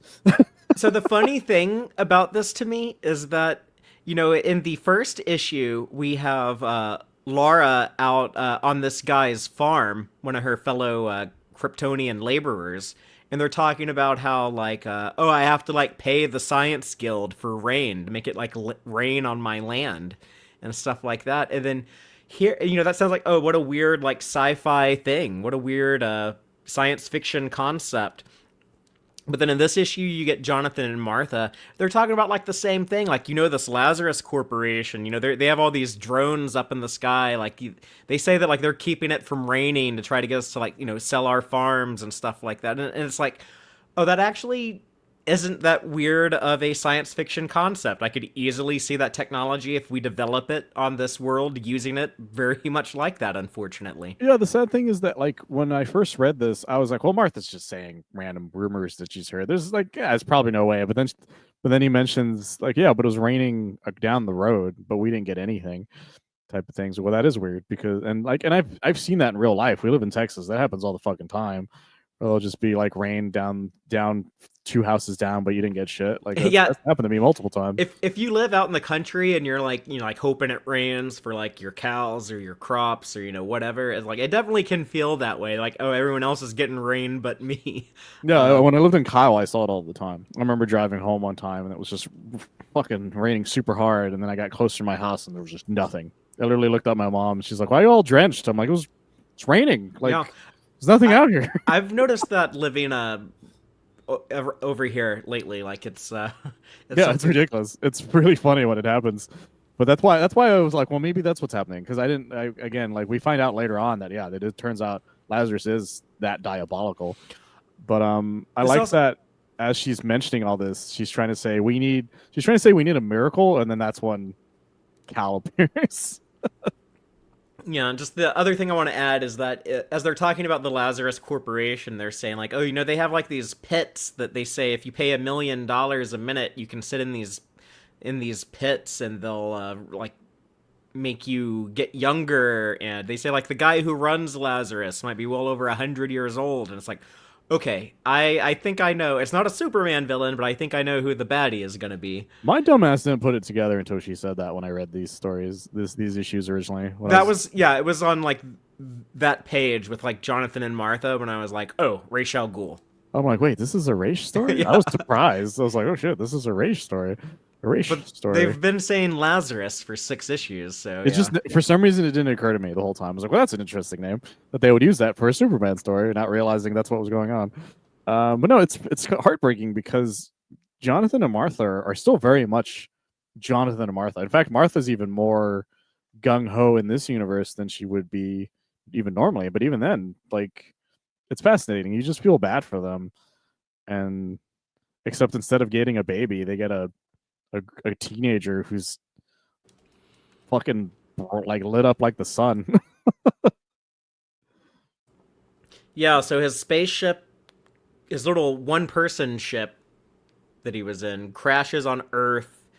I guess like the way that the red sunstone restructures itself. For a moment, he looks like this like red angel on fire with like these massive red angel wings. And he's like obviously scared, obviously in pain. Looks real ragged, has like, like long hair from like a year and a half of not getting a haircut. And he just like collapses in their field like that. And they're like, what the hell? Yeah, Who do we call? Like, what's and going this on here? yeah, and the suit turns off, so it's not like its soul can't help him in this moment. He Mm-hmm. just passes the fuck out because soul's like, well, I'm out of energy now, so I'm just gonna recharge now, bro. And he just passes Yeah. the fuck out. So Soul goes offline for a long time, and then I guess we don't know exactly like how much time passes here, but they're nursing him back to health, and it's just he's running a 160-degree fever. They make it like very alien. He like destroys one of the beds that he's resting in by like he's like throwing fits in there. I don't know if he's like having bad dreams or if he's just like in pain from his body absorbing the solar radiation or what. But it's like he can't open his eyes for a long time because if he opens his eyes, the heat vision is just like destroying everything. So Yeah, his like it's like a guy with the flu, but his body acclimating to he's being forcefully being given superpowers. And I think it reminds me of the way Zod is in Man of Steel, as well as the other Kryptonians when they take off their helmets and they just start losing their shit because they don't know what to do, type of thing. They're shooting lasers out of their eyes. They're like, "What the fuck is happening?" type of thing. And so it's like the same general idea. And I like that when he finally wakes up, he starts running. He's like, "Oh shit, I'm just gonna start running," and he finds himself surrounded by fields, and yeah. he feels at peace and he feels calm, and it's really sweet actually that no matter what universe it is, Kansas for some reason still reminds him of home. Yeah, he lived on like these like flat red plains that they called the Redlands on Krypton, and so here is basically like a flat green plain in Kansas, but the good old American heartland. It is funny though when he does wake up uh, and gets out of bed after however many days, weeks, months he was in bed. But yeah, he just like immediately just like starts moving and like runs through the wall and is like, oh, I'm like miles away in a field. Yeah, he hauls ass. Like that's the thing. Like he's surprised. He's like, I was the slowest, clumsiest kid back where I came from, but now I'm like faster than anything I've ever known. Yeah, I like how he there's says, "What is nothing this land of super about surreal him. horror where soul had stranded me?" Is what he says because he's not sure where he is. And then he sees everything and he's like, "Oh shit, this is actually pretty cool." And there's nothing super about him on Krypton, like you were saying. Like he is kind of like an unremarkable child, other than the fact that he has like a good heart and Yeah, like he wasn't good trained for values. combat. He wasn't Right. the most intelligent guy. But they say like he wasn't. he made bad grades and he sucked at PE. Like they Yeah, tell he us was that. So just some kid and who just liked hanging out with his dog yeah, and writing. Like he was the shy, nerdy kid in the corner, and now he's the strongest being on the planet. carrying tractors around the farm with one hand. Yeah, this is him wearing clothes, by the way. This is the thing I was talking about. One of the few times he wears normal clothes. He's wearing a shirt and pants. Right, because I guess like the soul armor normally like stays on his body, which is also kind of weird. Like I would think he would be able to take it all off. I guess he can if he's conscious, but yeah, he does get a little bit of time on the farm with Jonathan and Martha, but it's never quite as intimate as a typical Clark Kent on the farm in Smallville because he doesn't understand English. Like they can't speak the same language yet. Yeah, and then once Soul activates and then he's able to learn their language, it seems that he doesn't really get to talk to them for very long. Like according to the story, he once Soul makes it start raining, it says it rained for 3 straight Yeah, days. yeah. He knocks out the Meaning- Lazarus drones. At most, he was probably there for another maybe a week, probably, because Lazarus works quick. Because after he finally introduces himself, and they're all like, "You're great." And there's also a lot of sad moments where you're talking to Kal, being like, "Hey, you saved Martha, you saved Jonathan," and they both talk about like, "Man, we would have been a really good parents," and it's really sad because there's this line that Martha says, he's like, "That man would have made a hell of a father," And then Jonathan says, I didn't think she could stand losing no more babies, meaning that she probably was consistently, she probably could never Yeah, like conceive. I took it as like, okay, they had like a few miscarriages. Yeah, that's how I took it as well. And it's tragic because because in any other universe, this would have been the start of them being his parents, his adoptive parents. And it should Type have of been, thing. except some asshole calls the Lazarus Corp Homeland Security phone line They and call is ice on him. That's yeah. literally what happens. They call ice on Superman. Yeah, but it's like in this world, I guess like Lazarus, like they do like all the terrible things. So, like they also do like immigration. But yeah, it's like press 1 to report a suspected terrorist.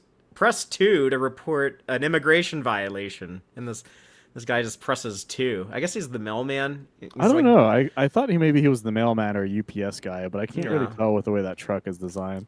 I'm guessing a UPS, but I don't know. It's and then like the next scene is just him getting arrested. peacemakers swarming the farm.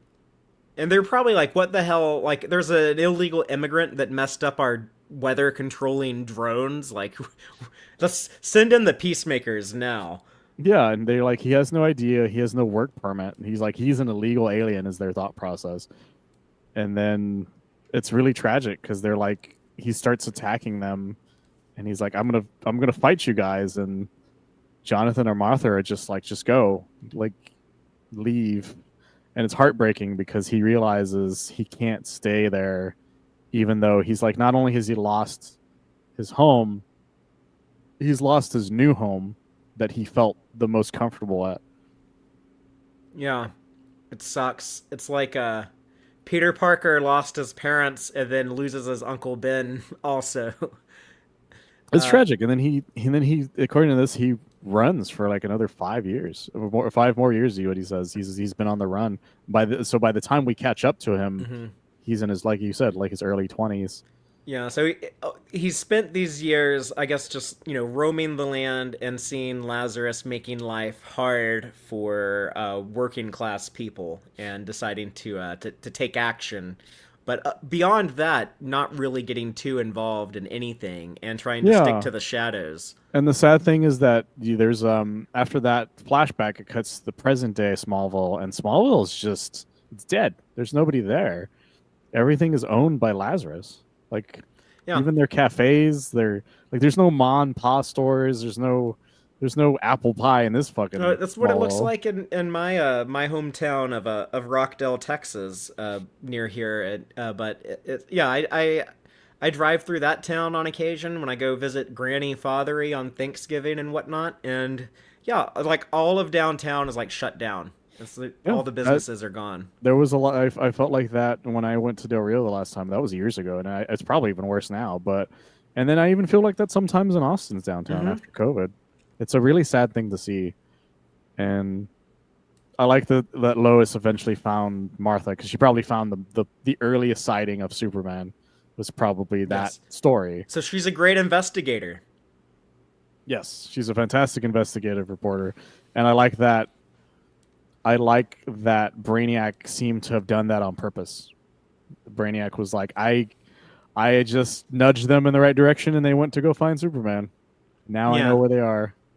The last thing we get in this story arc is Brainiac talking to the boss of Lazarus, now revealed to be Ra's al Ghul. And he's like surrounded by all these like robots or something. Yeah, they're like robots with like robes on. It looks very like cultish, but also sci-fi. I don't know. Yeah, I like like it. it's like a League of Shadows without ninjas. It's a league of robot people instead. And I like that Brainiac seems to be almost afraid of Raish because Raish is just like I keep you around because you're helping me out.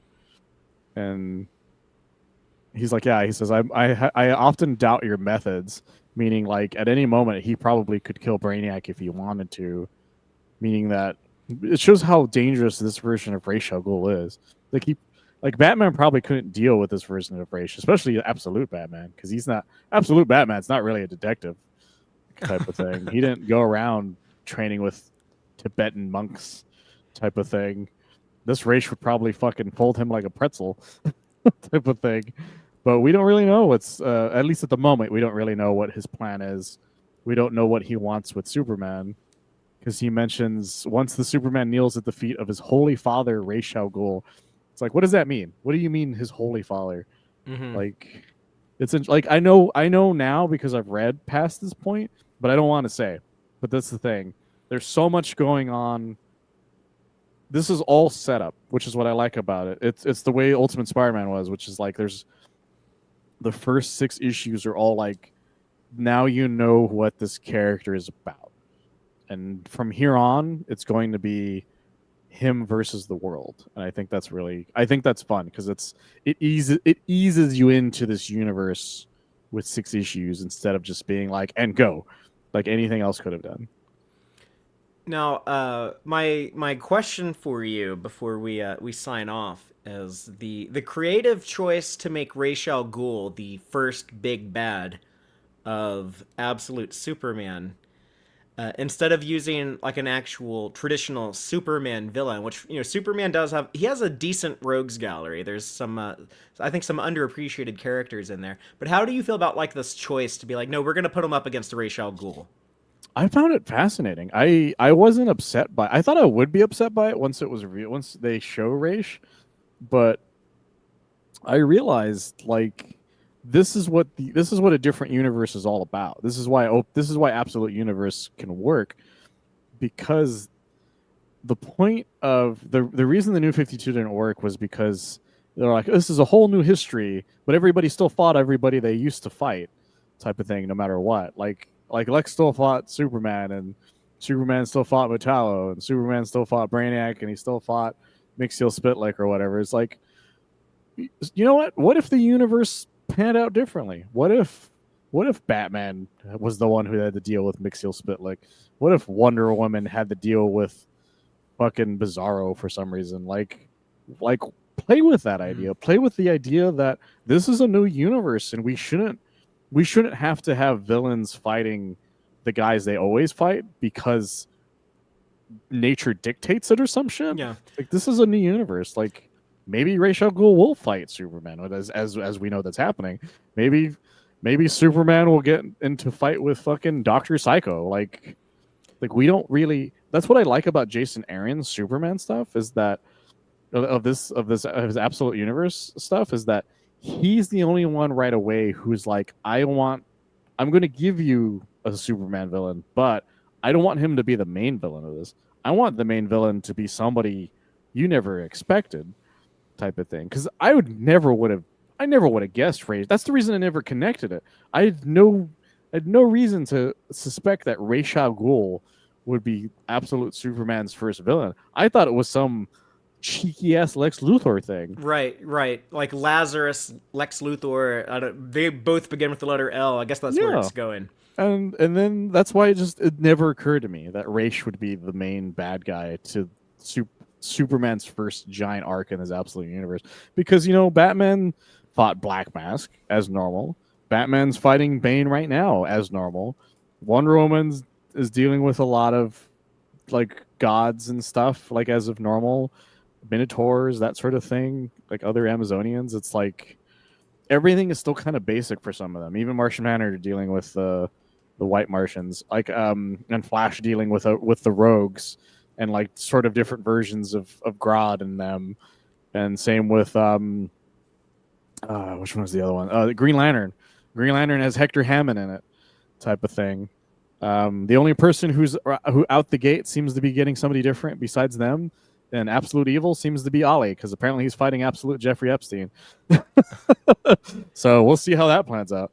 So that's the thing. I want more of that. I want more of not the last thing I said per se, but I want more of the I want to see Doctor or Count Vertigo fighting Wonder Woman by default. I want to see Cheetah fighting Batman for some reason. We need more.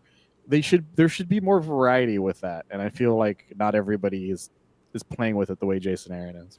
Yeah, and I think people, if you don't like that Superman quote unquote stole a villain from Batman for the Absolute Universe, just keep in mind that in like the main DC universe, there's no reason for Ra's al Ghul to be tied to Batman or Gotham City or any of that, other than the fact that like, oh, he chose like Ra's al Ghul like sought out Batman way back in like the Denny O'Neil Neil Adams story in the 70s. It's like Ra's al Ghul came to Batman, not the other way around. Batman would have no idea who the hell Ra's al Ghul is if he had never revealed himself to him. So Yeah, and it's clear that based on this ending, that's what Raish is thinking. He doesn't give a shit about Batman. He probably yeah, doesn't even know if Batman's a thing. He knows that a guy has been fucking with him who's so powerful that no one can stop him.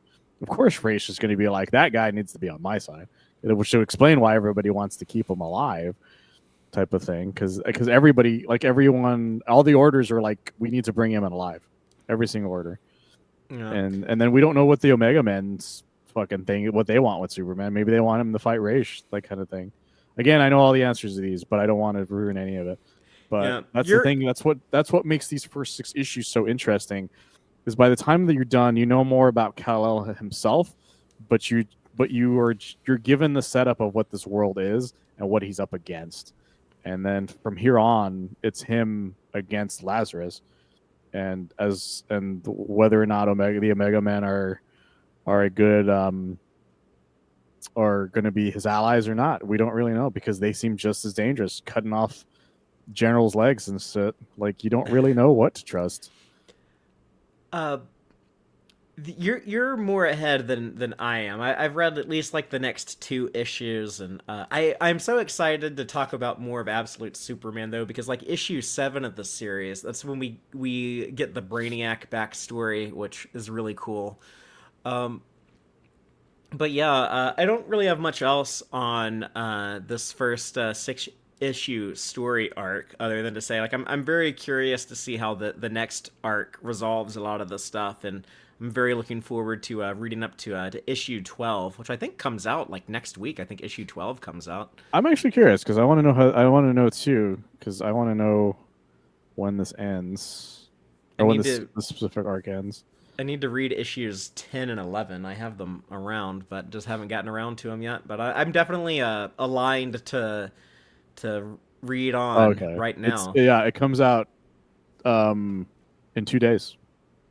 According Cool. according to DC site, issue 12 comes out October 1st. So we could actually talk about the next 12 next week if you want to. Hey, yeah, let's do that. Let's next week we'll continue Absolute Superman and talk about issues 7 through 12, and then the week after that, this is going to be a lot of fun.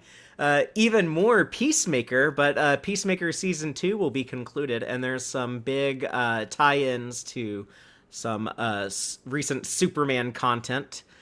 So we definitely will have a lot to talk about in 2 weeks with the end of Peacemaker season 2. So cool. Well, I'm excited for both of those things. Yeah, I'm very, very excited because Peacemaker has a lot to do with Superman, or has a lot of references to Superman, the new movie at least, as well as using a lot of its characters. I don't want to spoil apparently because I don't know. But if you watch the Red Band trailer, you're gonna see who else ends up in that show. So for you guys who are haven't kept up yet, but the new one comes out Thursday night, Friday. We'll see some of those more characters that showed up in the movie, and then we'll see how the finale. Because according to James Gunn, a lot of the consequences of that season are going to affect the DCU from here on, and I'm curious to see what that means. Yeah, me too. And like, I don't know, like, how will this impact Supergirl? How will this impact Man of Tomorrow? Whatever happens in Peacemaker, I'm curious to see what happens in the next 2 episodes of that show. So, yeah, I'm very excited. I think that will do it for today. Just thank you everyone who watched us live in the live audience. I want to make sure I say this name right, but it's Maciek. Is that how you say it? Yeah, he's from Poland. He's a good friend. Maciek, thanks for joining us, who says, I think you two are the same guy. Mike just takes off glasses to turn into Fatheree. Have we ever seen the 2 of you in the same room? So, I don't know. Clark Kent, he doesn't see color. Mike and Fatheree. No, I'm very Yes. excited. I found a preview to issue 12, and I'm like, should I read the preview or should I just wait till a couple days from now? Thank you, Joel, for hanging out with us in the live audience. He's asking, is there a Kryptonian REM doing the soundtrack? I think that was in reference to the it's the end of the world. It's the end of the world as they know it. But, I'm gonna listen to that later. It's gonna be stuck in my head all day.